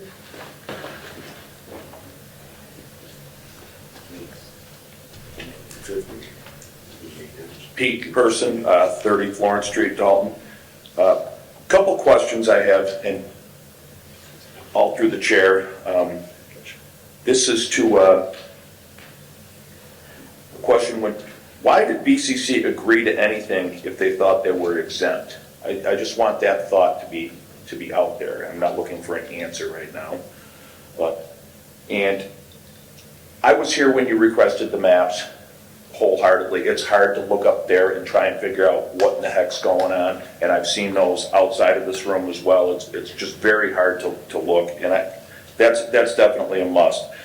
One of the reasons that they have given for not mitigating half of 10516 is that the road is going to go through there. And this is a question that I would definitely like answered. Why not mitigate the rest of the hillside? Surely they don't plan on running a road through the side of the hillside that's at way more than a 10% grade. I mean, I can't for the life of me understand why they will not mitigate that part there, why they have not, because they said they're going to go there next. They never had a permit to mine that. We were never notified. And we were also, they weren't forthcoming as to where they were going or what their performance standards were with 10516. And I will reference something that came directly from Mr. Egan's, the law firm, Cohen, Kinney, Bellicenti, and Cook. Second paragraph, dated March 27th, 2025. While BCC does not agree with activities set forth in the order to constitute a nuisance, BCC has been working diligently and thoughtfully with Foresight Land Services, Inc.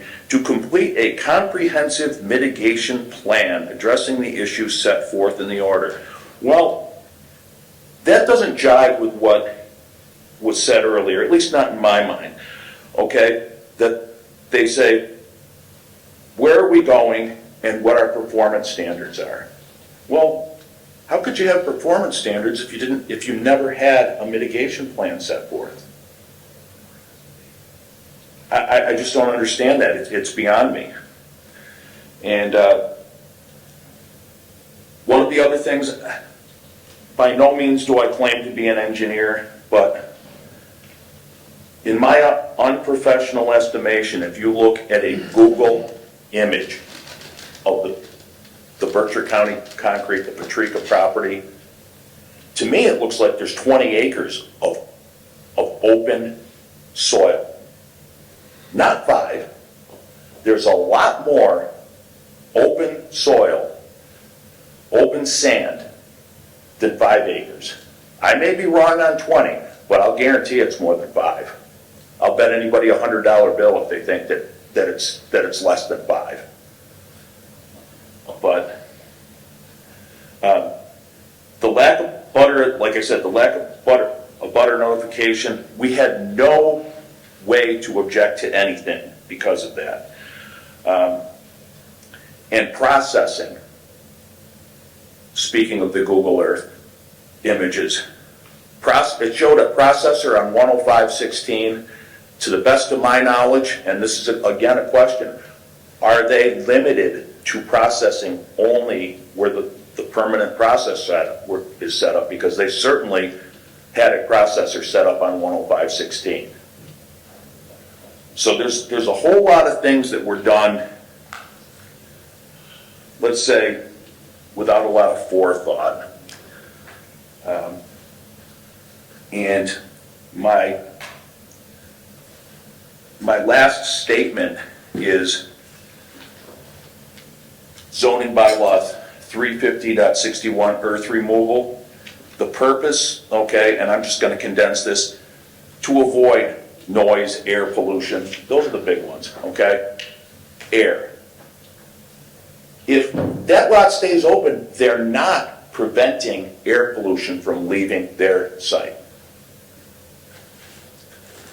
So I don't understand, until they mitigate that, I don't understand how anybody can even entertain giving another permit, because you went somewhere where you didn't have a permit, you did something you shouldn't have done, and you're not owning up to it. That's just my opinion anyways.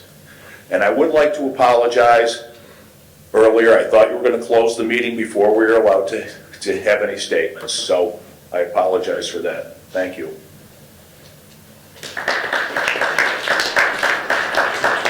Okay, we've got 6 minutes.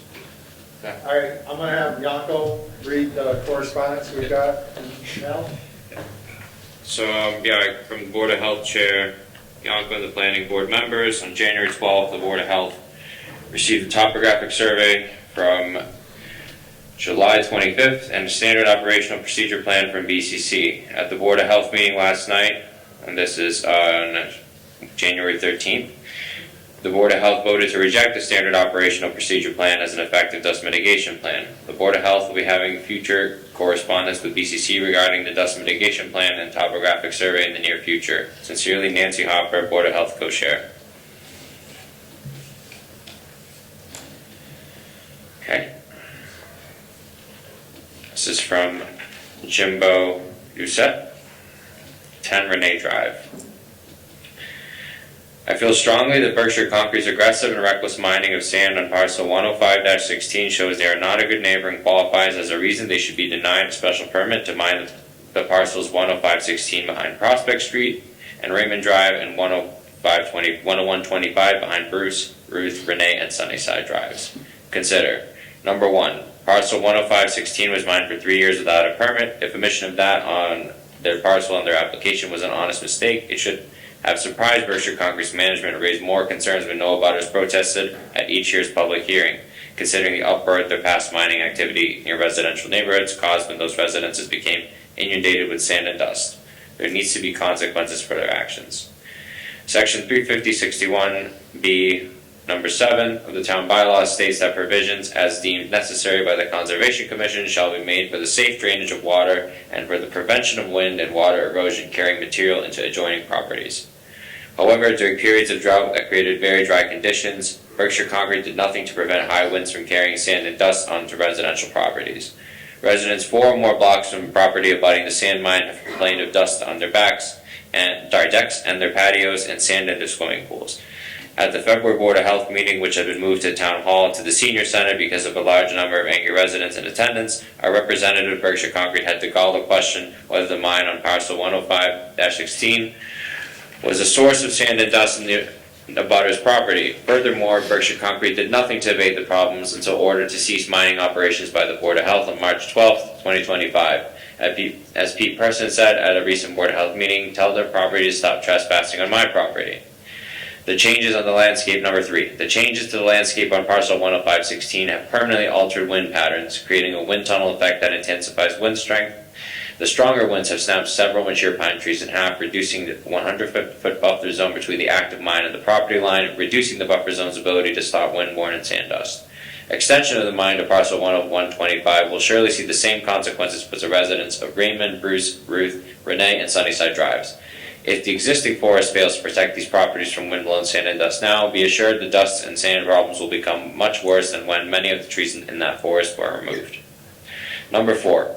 Berkshire Concrete has stated that their purpose for parcels 105-16 and 10125 is to make a road on the east side of the pond to access parcel 105-12 for mining. However, in response to the Planning Board's questions and to the Board of Health's request for the dust mitigation plan, Berkshire Concrete recently submitted a topographical survey dated July 2nd, 2025 and stamped by Foresight Land Services Engineer on January 7, 2026.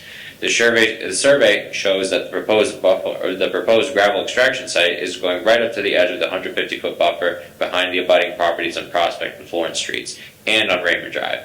This indicates maximum extraction, not just a road. Parcel 10125, not shown on the topographical survey, has dual zoning.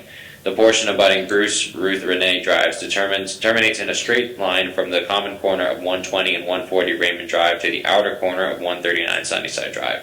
That portion of the property is zone R2 and cannot be mined. The rest of the parcel is zone R1 and can be mined with a special permit. A sketch in Berkshire Concrete's original special permit application shows the plan to mine right up to the edge of that portion of the property that is zoned R2. The R2 portion is just open land with sparse grass and weeds that will not prevent any wind-blown sand or dust from traveling down Raymond, Bruce, Ruth, Renee, and Sunnyside Drives. Number 6, the Board of Health requested a dust mitigation plan from Berkshire Concrete back in April. The plan submitted by Berkshire Concrete in May and updated in June was found to be by the town's technical consultants, Berkshire Environmental, to be inadequate. In October, an updated plan was requested to address the shortcomings cited by Berkshire Environmental. When nothing was forthcoming from Berkshire Concrete, an updated dust mitigation plan was requested again in December. This month, a newly drafted standard operating procedure dated January 1st, 2026 for general sand and stone gravel pits was submitted to the Board of Health and the Planning Board as the Berkshire Concrete's dust mitigation plan. Section 3 of the SOP refers to dust mitigation. It describes the procedures to be used while mining sand and gravel to keep dust down during the workday, such as watering roads and open areas if needed. It makes no mention of what will be done to mitigate the dust when workers have gone home or during drought and windy conditions. Would certain weather conditions cause operations to be suspended of an inability to prevent excessive sand and dust from leaving the property? I'm guessing not. Since this SOP is new and diligence and oversight will be necessary to ensure all procedures are followed when people are working at the mine. In my opinion, this SOP will not prevent sand and dust from leaving the property. Section 350-61D, number 1, the town's bylaw states, before granting a permit, the planning board shall give due consideration to the location of the proposed earth removal, to the general character of the neighborhood surrounding such location, and to the general safety of the public and the public ways in the vicinity. I implore the planning board to give due consideration to the proximity and character of residences which abut the parcels to be mined, and to the many taxpayers that you see here tonight and deny the special permit. Sincerely, James A. Jimbo Doucette.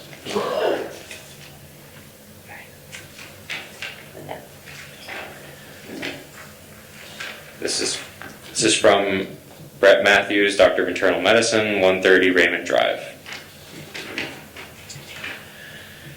To the Dalton Planning Board regarding Berkshire Concrete Special Permit in Lot 105-16. My name is Dr. Brett Matthews. I reside at 130 Raymond Drive. My wife, formerly Kate Kovacs, who grew up on Oak Street, daughter of John and Deborah Kovacs, and I purchased the house in December 2024. We decided to return to Dalton to raise our children, John 8 and Maddie 2, in a wonderful tight-knit community surrounded by family. We were extremely fortunate to find the perfect house in a wonderful neighborhood on Raymond Drive. The house had everything we needed, but what finalized our decision to purchase was the quiet tranquility of the backyard, beautiful expanse of nature behind the house. Our fondest memories since moving have been the lazy summer afternoons in the backyard or walking through the woods and trails behind the house. Sledding on the hills this winter has brought much joy to our children. The quiet nature of things brings a sense of peace and serenity. It's amazing how loud and disruptive the mining and trucking can be, starting early in the morning and going incessantly throughout the day. We were both shocked to hear about the actions of Berkshire Concrete and the plans to strip mine behind our house. Had we known this was happening, it is very likely that we would not have purchased this land. I was hesitant to speak up and state my opinion as we are new to the area, but after attending the last few meetings and hearing the cries for help from my neighbors, I could not forgive myself if I did not speak up. My wife and I are quite worried about the ramifications of Berkshire Concrete continues to its blitzkrieg behind our neighborhood. We worry about the noise and air pollution and how it will affect our health, but more importantly, how our children will spend much of the day throughout the spring, summer, and fall, and winter outside. It is plainly obvious that Berkshire Concrete and its attorneys show no emotion and a complete lack of disrespect for the town of Dalton and its residents. It's certainly mind-boggling why Berkshire Concrete will want to be such a poor neighbor and continue to push strip mining right up to our backyards despite the public outcry. They have plenty of land that is not directly abutting neighborhood communities where they could choose to mine, but instead they chose to mine Lot 105 without a permit.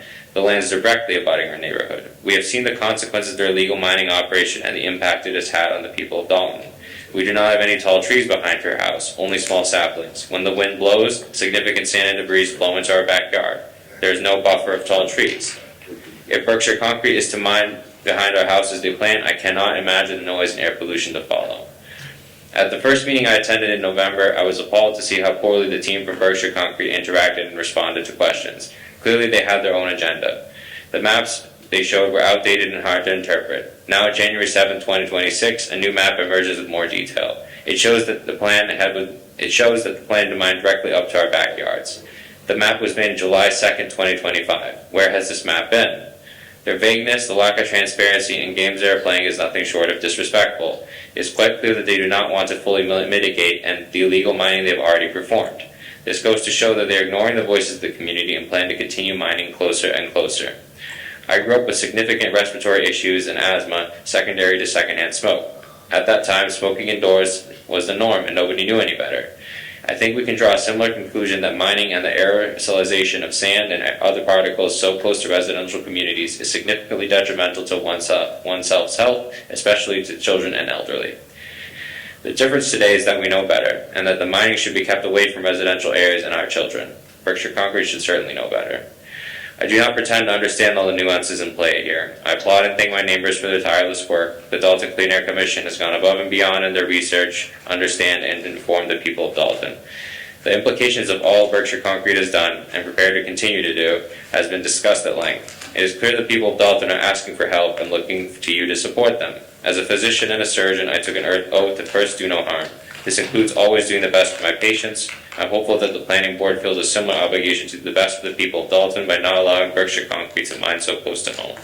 They are clearly only interested in their own endeavors and show blatant disrespect to the town of Dalton and its people.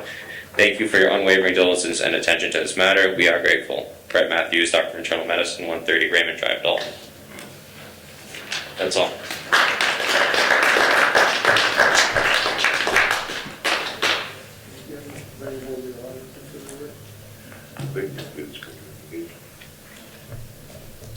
I'm sure, I'll say. 11th of February. I'm out of the state. I won't be around from the.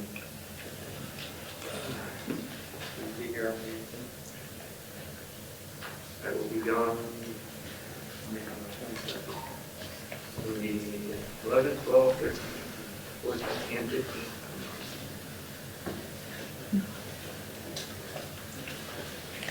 It's okay. Dennis, are you okay with What is it? Suppose that one will work. Yeah, I'll be around for that one. I think we still have a open vote. Yeah, that's what we're trying to figure out.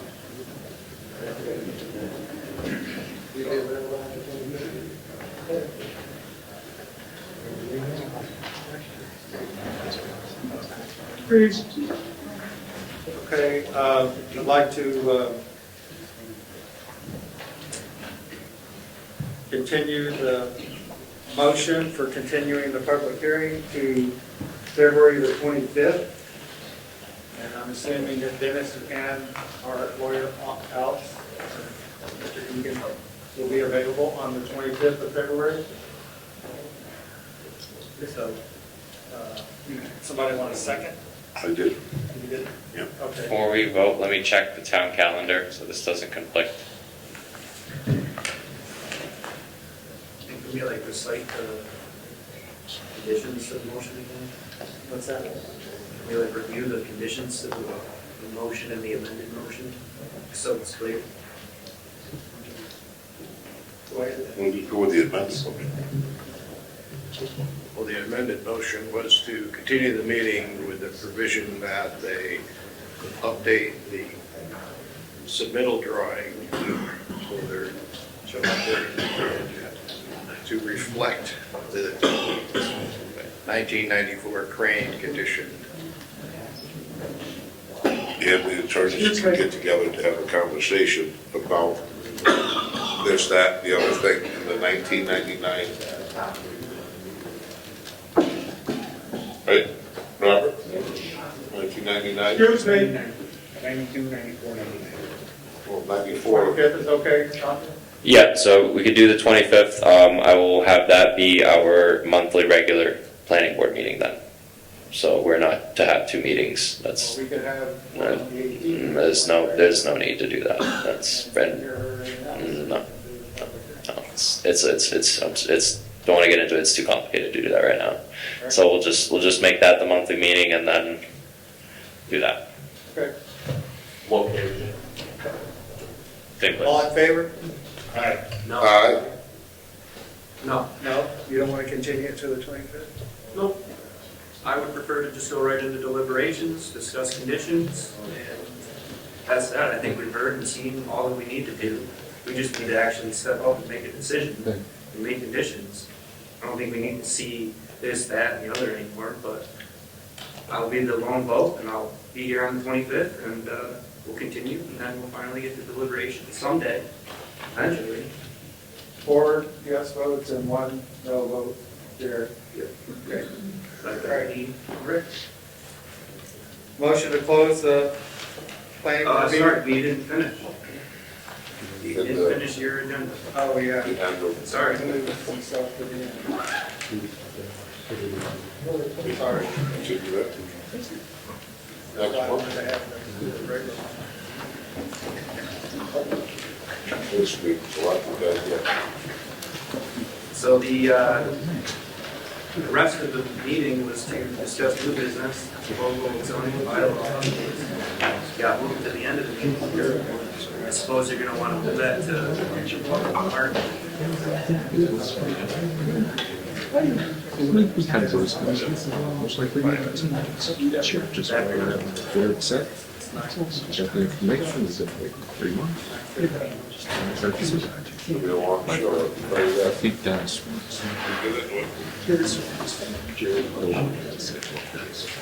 We've got several bylaw amendments that have to be reviewed. Suggested that they be reviewed, one has to be reviewed.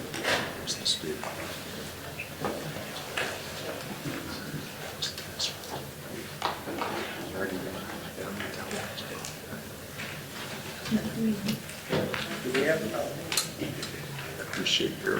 I've got 2 copies for everybody. You guys want to send us that? That's it. We'll do. Thank you.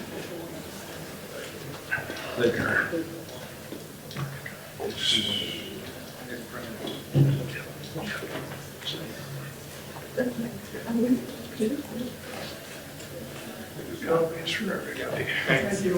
Thank you, Dan. They have deliberations on other business of the board. The other thing is closed. Yeah.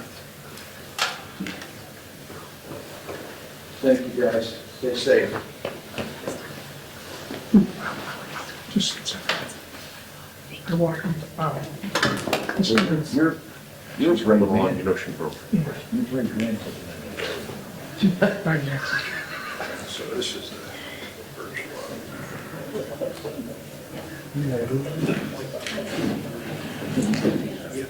Take one more over there. one. Well, you gotta take 2, we got 3.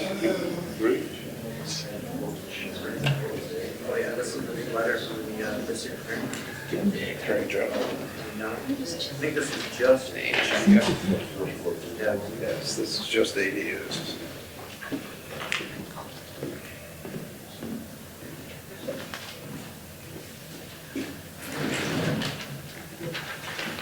So, yeah, Yeah, no, I just, I got more to bring over. no, not right now. One at a time. So we received a letter from the Attorney General, or Heather Hunt actually did, regarding the ADU bylaw that was recently passed. And there was a number of items that they suggested that we modify. That they weren't actually rejecting the bylaw because of it, but they needed to be updated. So, actually, the last page. It's too bad, because we tried to update on this to match. The state law. You know, Right. I thought we still made It's still in we this. swung, we still missed. Yeah, but I thought we made the changes. Yeah. You know? So the first change is the addition to the definitions of a principal dwelling unit and gross floor area. What page is that? That's on the last page, very last page.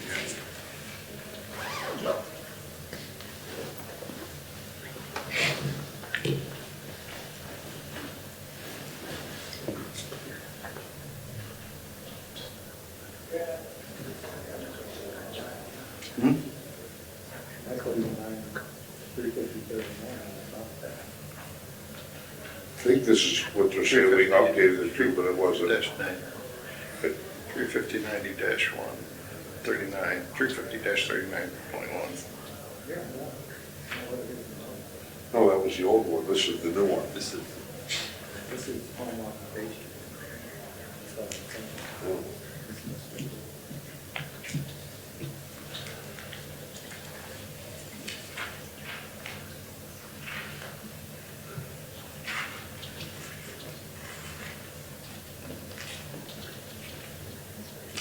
The charity Yanko. Yes. Yanko, I'm kind of on the same belief with Jared that we updated ours to exactly what it said, Mass General Law, on that House Bill 4707 that came out back then. And what's highlighted out here is, or what's lined up, it says single family and two family. Then that makes 3 of us. So, but am I correct, didn't we not do that, and maybe just didn't get taken out or updated? I feel like that and you should speak with Heather about that, because the ADU bylaw is out of sync with what it should be.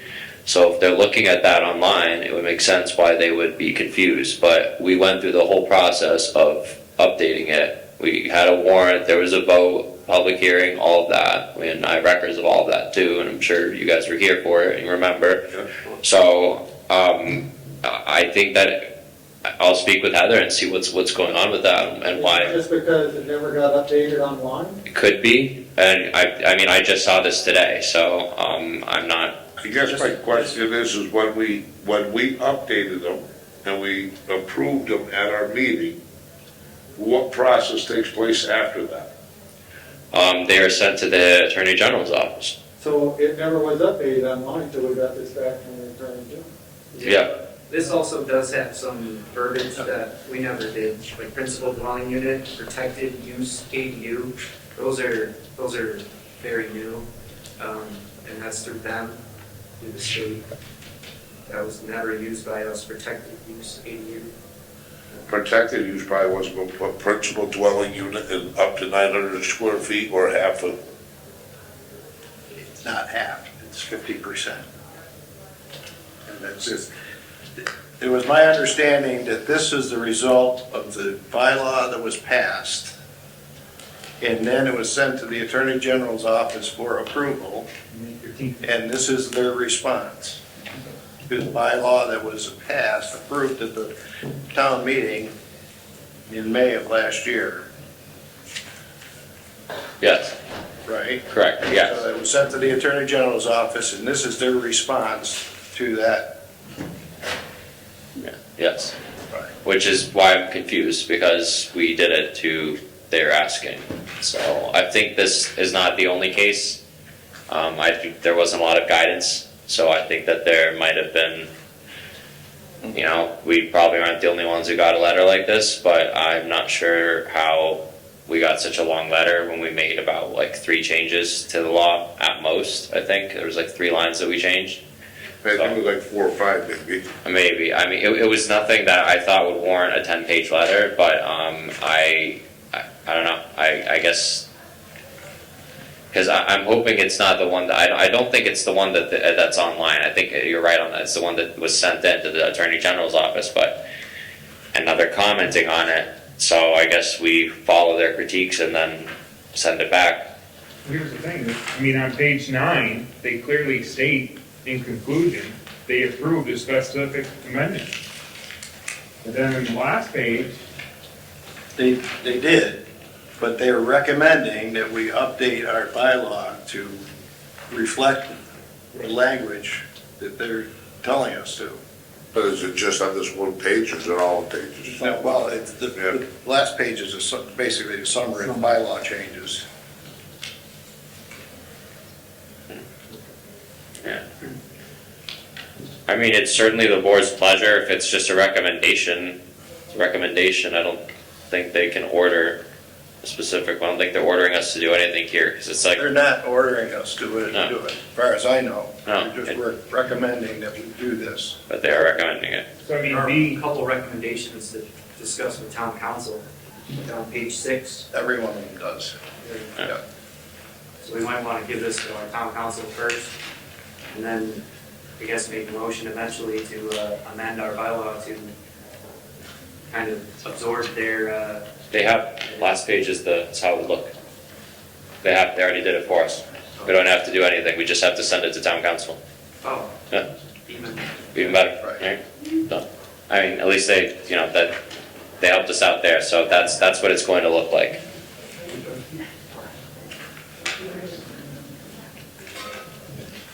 it's that simple. What do we need to do? Do we need to make a motion to Send it to town council. send it to, I'd like to make a motion to send this last page, article, I don't know Roman numerals, accessory structures and uses, to be reviewed by our town council. A second? Any discussion? All in favor? Aye. All right. Check that one off the list. Keep bringing that to our attention, Dennis.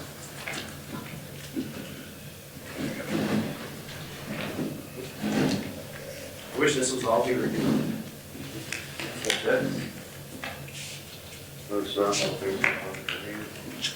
It seems like the job we signed up for. All right, so this is a new bylaw proposed by the Historical Commission to prevent the demolition of a historical structure. The purpose of going through these is really just to get them into the discussion stage. We don't have to vote on them tonight, but it's just to get them so that they're on our radar and in discussion. So the intent and purpose of this bylaw is enacted to preserve,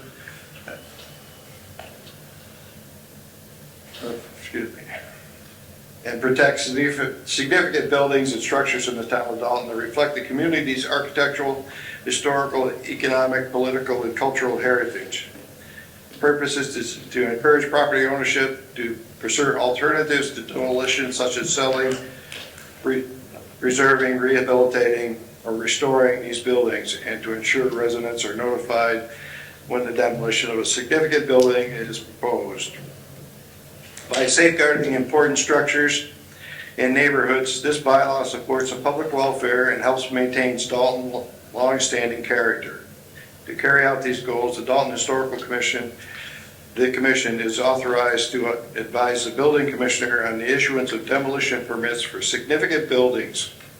Demolition permits for such buildings are regulated as provided in this bylaw. So basically what this is to prevent the demolition of any building that has a historical significance that is over 125 years old. So it's would have to be built currently before 1926. And then it would provide for a delay period of up to 1 year before the demolition permit could be issued. We have a number of historic buildings in town that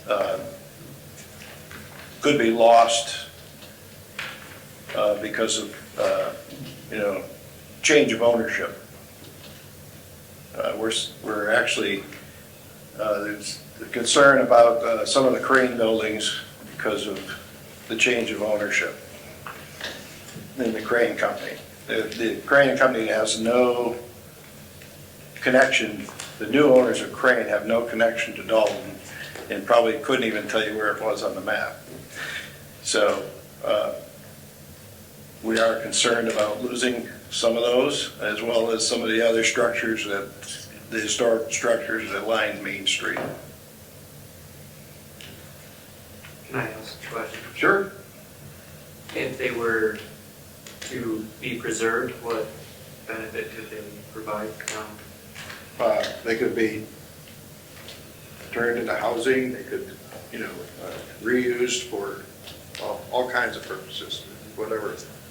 But Are they like not in bad shape? Is that what I'm getting at? Are they like preservable? oh, sure. Yeah. It would be like what? It- Waste it- of time to tear them down and then rebuild something. Right. Well, there's also the character of the town, you don't want to lose buildings like the old Dalton Garage, Union Block, Center Block, if a new ownership come in and took that over, they could just tear the building down and move on. The current owner can do that too right now, right? Right. So, Yeah. I guess, Who are we to say that sometimes historical buildings, 1926 or older,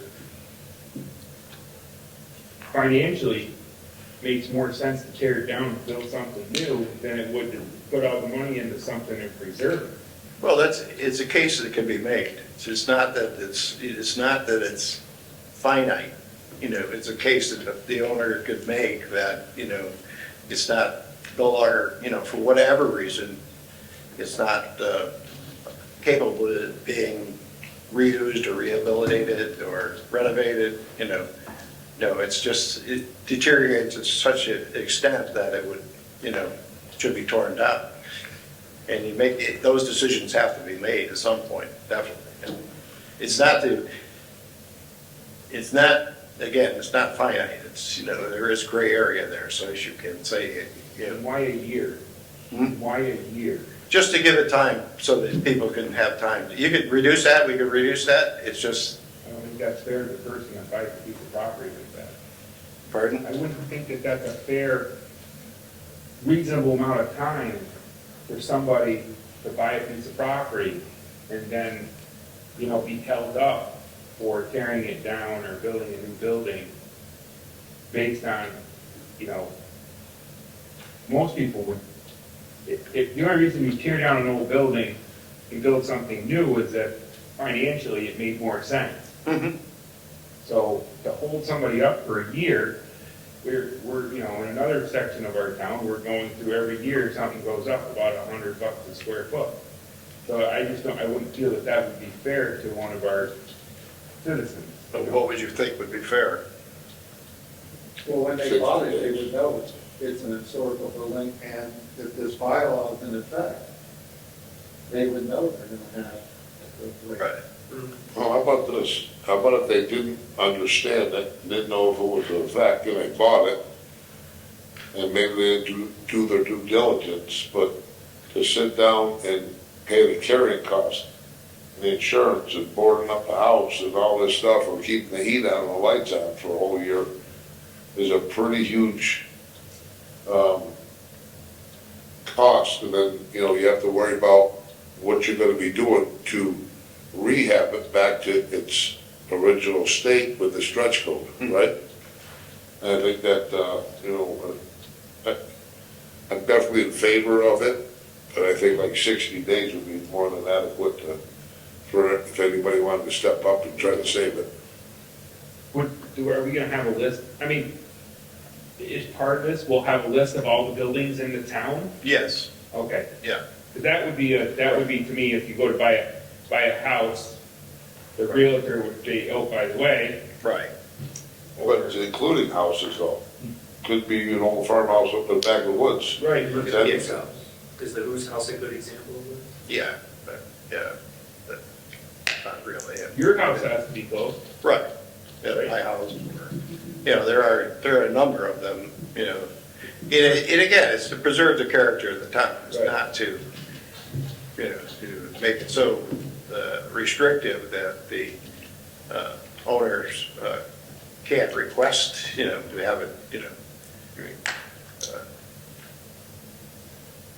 Okay.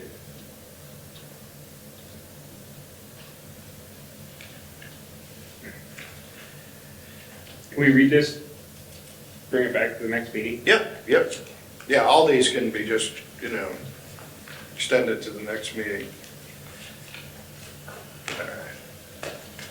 Well, the process would be, we would hold a public hearing Right. on the, once we settle on. It really is, it's to get this, the purpose tonight is just to get these in front of the board so that they can review them, think about them. Some of them are easier than the others. This one here is for storage containers. There's currently a number of storage containers in town which are not permitted. In the residential zone, right? Right. So this would just basically require the getting a permit and a restricted time that the container could be kept in. Like those temporary units that you see in some people's driveways. Yeah, primarily, this is really focused towards shipping containers that are used, the shipping containers that people use them for storage. It was just a quick conversation with this, and I don't know if this draft changed from the original one that was sent over, but we're talking about this specifically just in residential zone. Right. Yep. Okay, so somewhere I think that should be just blown right off the top. The second thing is if somebody's receiving a container, should they have a limited amount of days, like 30 days? Instead of, exact days for them to get a container and unload it. Mr. Chairman? Yeah, I mean, it certainly could change that. Yes. Jim Oderset, 10 Ray Drive. I'm hearing about containers, and I just can't help but thinking of 2013, I had an oil spill in my basement. Approximately $100 grand to clean it up. I had a storage container, shipping container in my backyard for 6 months. We emptied everything that didn't have oil on it, put it in the storage container. I got it out of the basement until we could get the basement redone. So I've been concerned about something like this law preventing me from being able to do that. Well, it's not to prevent you, it just requires you to get a permit for it, that's all. Okay. Yeah, that's all. It doesn't prevent you from doing it. Yeah, my parents actually had a similar thing. They had a dishwasher that never shut off overnight. The entire basement filled up with more water than the height of that microphone there, and pretty much ruined everything. But everything they could, they moved into 2 containers out in the driveway for at least maybe a month or 2. Yeah. So they were able to dry it up and get stuff back in. Yeah, this doesn't prevent containers, it just it requires a permit for them, that's all it does. And is it just a permit only? Because there was something else in one of the drafts here that was like no combustible things. Well, they can't, yeah, right, you can't store combustibles. So, but like Jim was saying, or Jared, if you had an emergency, you got a permit and you're gonna store your combustible. Okay. It's up to, it's up to the discretion of the authority having jurisdiction, in this case, the building inspector, so what can't be stored in it, what can't be. Okay, then the other thing is I've known that people buy containers and use them for storage sheds, but they actually put pitch roofs on them and make them look like siding with doors and windows. So, Or with that plan, not allowed? No, they could have a permit for it. No, I say have a Okay. permit, yep, Does the permit get renewed yes, regularly? annually. And do we set the fee according to Right. So we get $20 a year, 300, whatever. 300? Something reasonable. Can I hear? Can I hear? 400. Is there a Well, wrong? The town manager is looking for ways to generate income, so. I think if we gave somebody a permit on a container though, for a residential thing, it'd be like a shed or something, give them a permit once and not charge them a tax on it. On an annual basis, I'm not a fan of that. So we could discuss that, right? Yep, oh yeah, Discuss them all, I guess. Discuss them all, right, yep. Any other questions? So we could do like 5 years, renewal every 5 years, if we have it that long.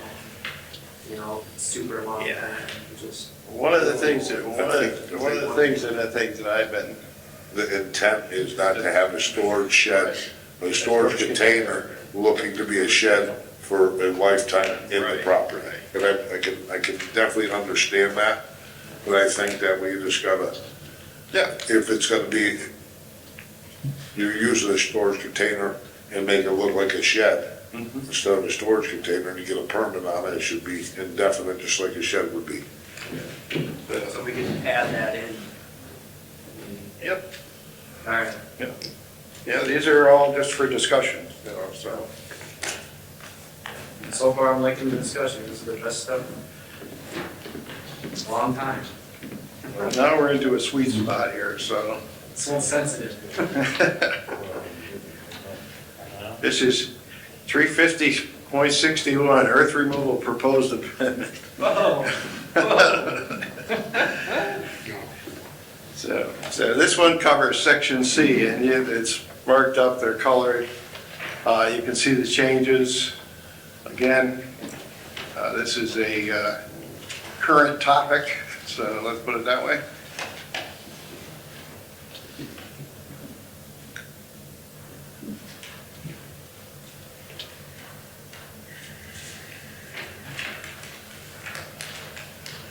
Now, once we approve these, it would have to go like to the town warrant and get voted on. Right, yeah, they got to go through the whole process, yeah. And after we're done, we can send them to council. So did this come from our coalition group, or? No, this is all my own doing. Okay.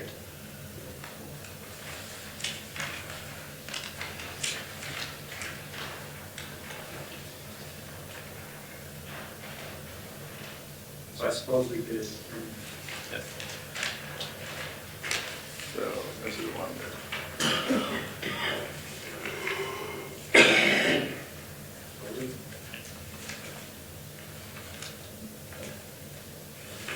So these things will put you to sleep at night.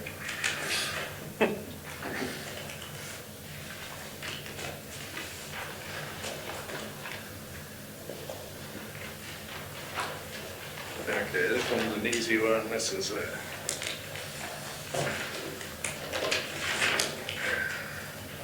there.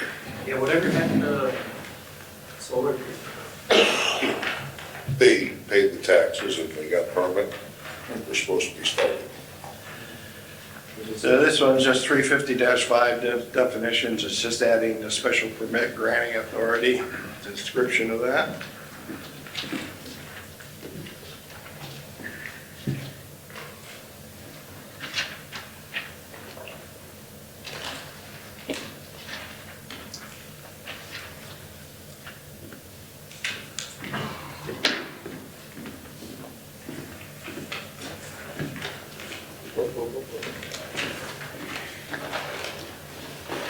Does this one go with the other one? They're separate, yeah. I made them all separate because so that, you know, you just approved what we wanted to work on. So this one's restoration, 350-61, section E, restoration, proposed amendments. Again, just some verbiage changes. And this one really probably is gonna need some more work because of, The absence of the Hannon report that we no longer have, or You never found it? never found it. I talked to Dick, Jones. Yeah. Does I remember it, but What about him, Joe? I see him all the time, so yeah, I'll ask him. Yeah, He was on the board. yeah. Dick said, yeah. Then somebody else, is Tom Burke. Tommy Bird, yeah, I see him once in a while too. I He was do. on the board. Yeah, I'm trying to think of other people. yeah. I don't see him, so. I think the only thing on this one, Dennis, with number 3, I would just add one word, and it would be native vegetation. You know, they can get like seed mixes, but they wouldn't necessarily be native species. They really should be promoting native species back there, in general. Sorry.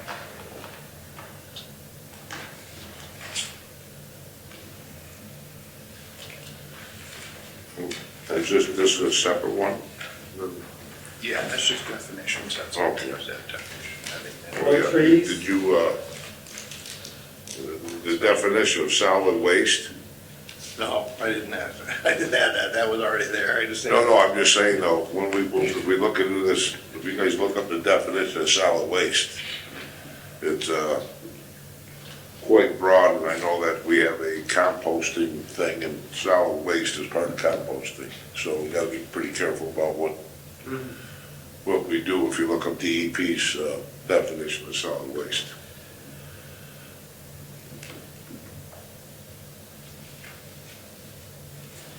So these are all just for, again, for discussion and for consideration. In the future, we might have time Next meeting. to address them. Come up on your own business. So, are you on the historic commission? Yes, Okay. so I can't vote on it. With the historic district, we have 2 historic districts, right? We have one historic district and one that's in process. Oh, I thought we had 2. No, it takes time. Okay, right. Maybe I thought there were 2. It's We in- had it's- 2 defined, but. Yeah, well, yeah, it's not finished. The definite, it's, One is state, one is federal? no, they're both federal. One has been federal, it's been approved by the federal government. That was in 2005, I think, something like that. But this one, there's 3 districts. They were all approved by the town. Okay, that's what I think. Yeah. And 2 of them, one of them has gone through the process and been approved by the federal government. The second one has been approved by the state, because it has to be approved by the state first, and it goes to the federal government. So now it's in the we have to go through the whole process with the federal process, and it's a whole other effort. So, when we tried to get a drive-through bylaw passed, Mhm. we eliminated all of the historic trails. Yeah, yeah, It still, still wouldn't pass, right? Yeah. Wouldn't pass as being allowed to have a drive-through, right, and it wouldn't pass through the town warrant? yeah, town meeting. Yeah. Yeah, no, people didn't. One vote, wasn't it? Huh? One vote. I don't remember, but I didn't think it was that close. Oh, it was close. Yeah, I think it was one vote. It was 1 or 2 votes. Yeah. It always is. It always is. Yeah. That's been a while, but we tried to do that. You could try it again 2000, if you wanted. Yeah. Resurrect. 2007, 2008.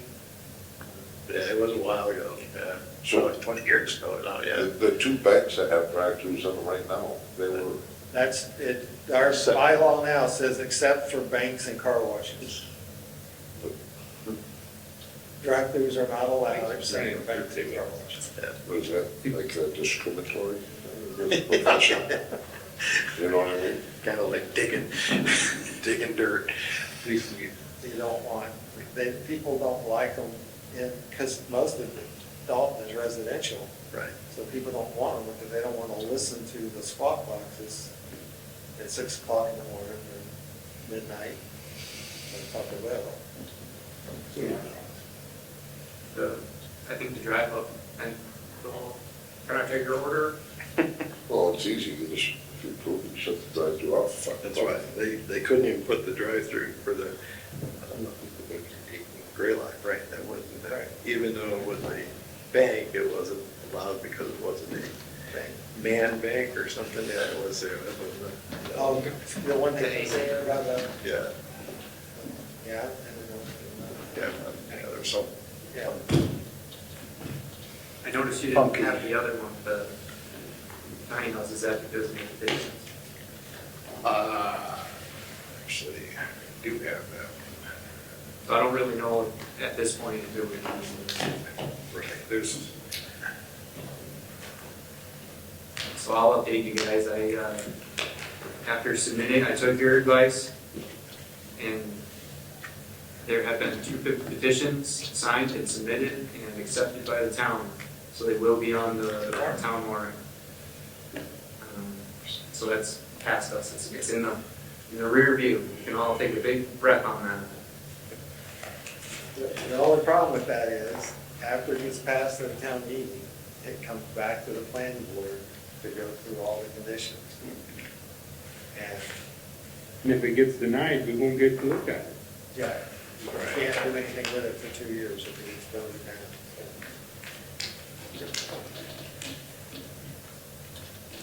yeah, that's, so I have been working on the tiny home bylaw as well. ADU. But God forbid you call it a tiny home. We already have a mobile. but way back, we agreed to separate mobile and ADU or tiny house. Right. Because they call them mods or whatever. Yeah. And if it's got wheels on it, that's what we. We already have a bylaw for trailers For trailers and RVs. and RVs. We already have that. Right, but they don't consider, the state doesn't consider, and mobile tiny homes, whichever acronym you want to use, they don't consider them trailers. But the way our bylaw reads, if they're registered, and a tiny mobile unit would be registered, therefore, we already have a bylaw in our town for it. But the state still, Mobile home park, you have a bylaw for it. no, we have for recreation vehicle. Recreational vehicle also. Right. They use the word if it's registered Right. and has tires. Right. We already have that bylaw, Yeah. and it says not allowed. Yes and no. Yeah. Yeah, That is remind me of my brother. I'm just telling you. No, I know, but I see them both. The state is, I have no problems, once again, with tiny houses. The only problem they have is broad wheels. No problem with running a foundation. No problem if you drill heel coils in the ground, jack them up, take the wheels off, put a skirt around it. No problem either way. I got no problem waiting for the state to pass their own law. That's what's Like they gonna did happen. last time.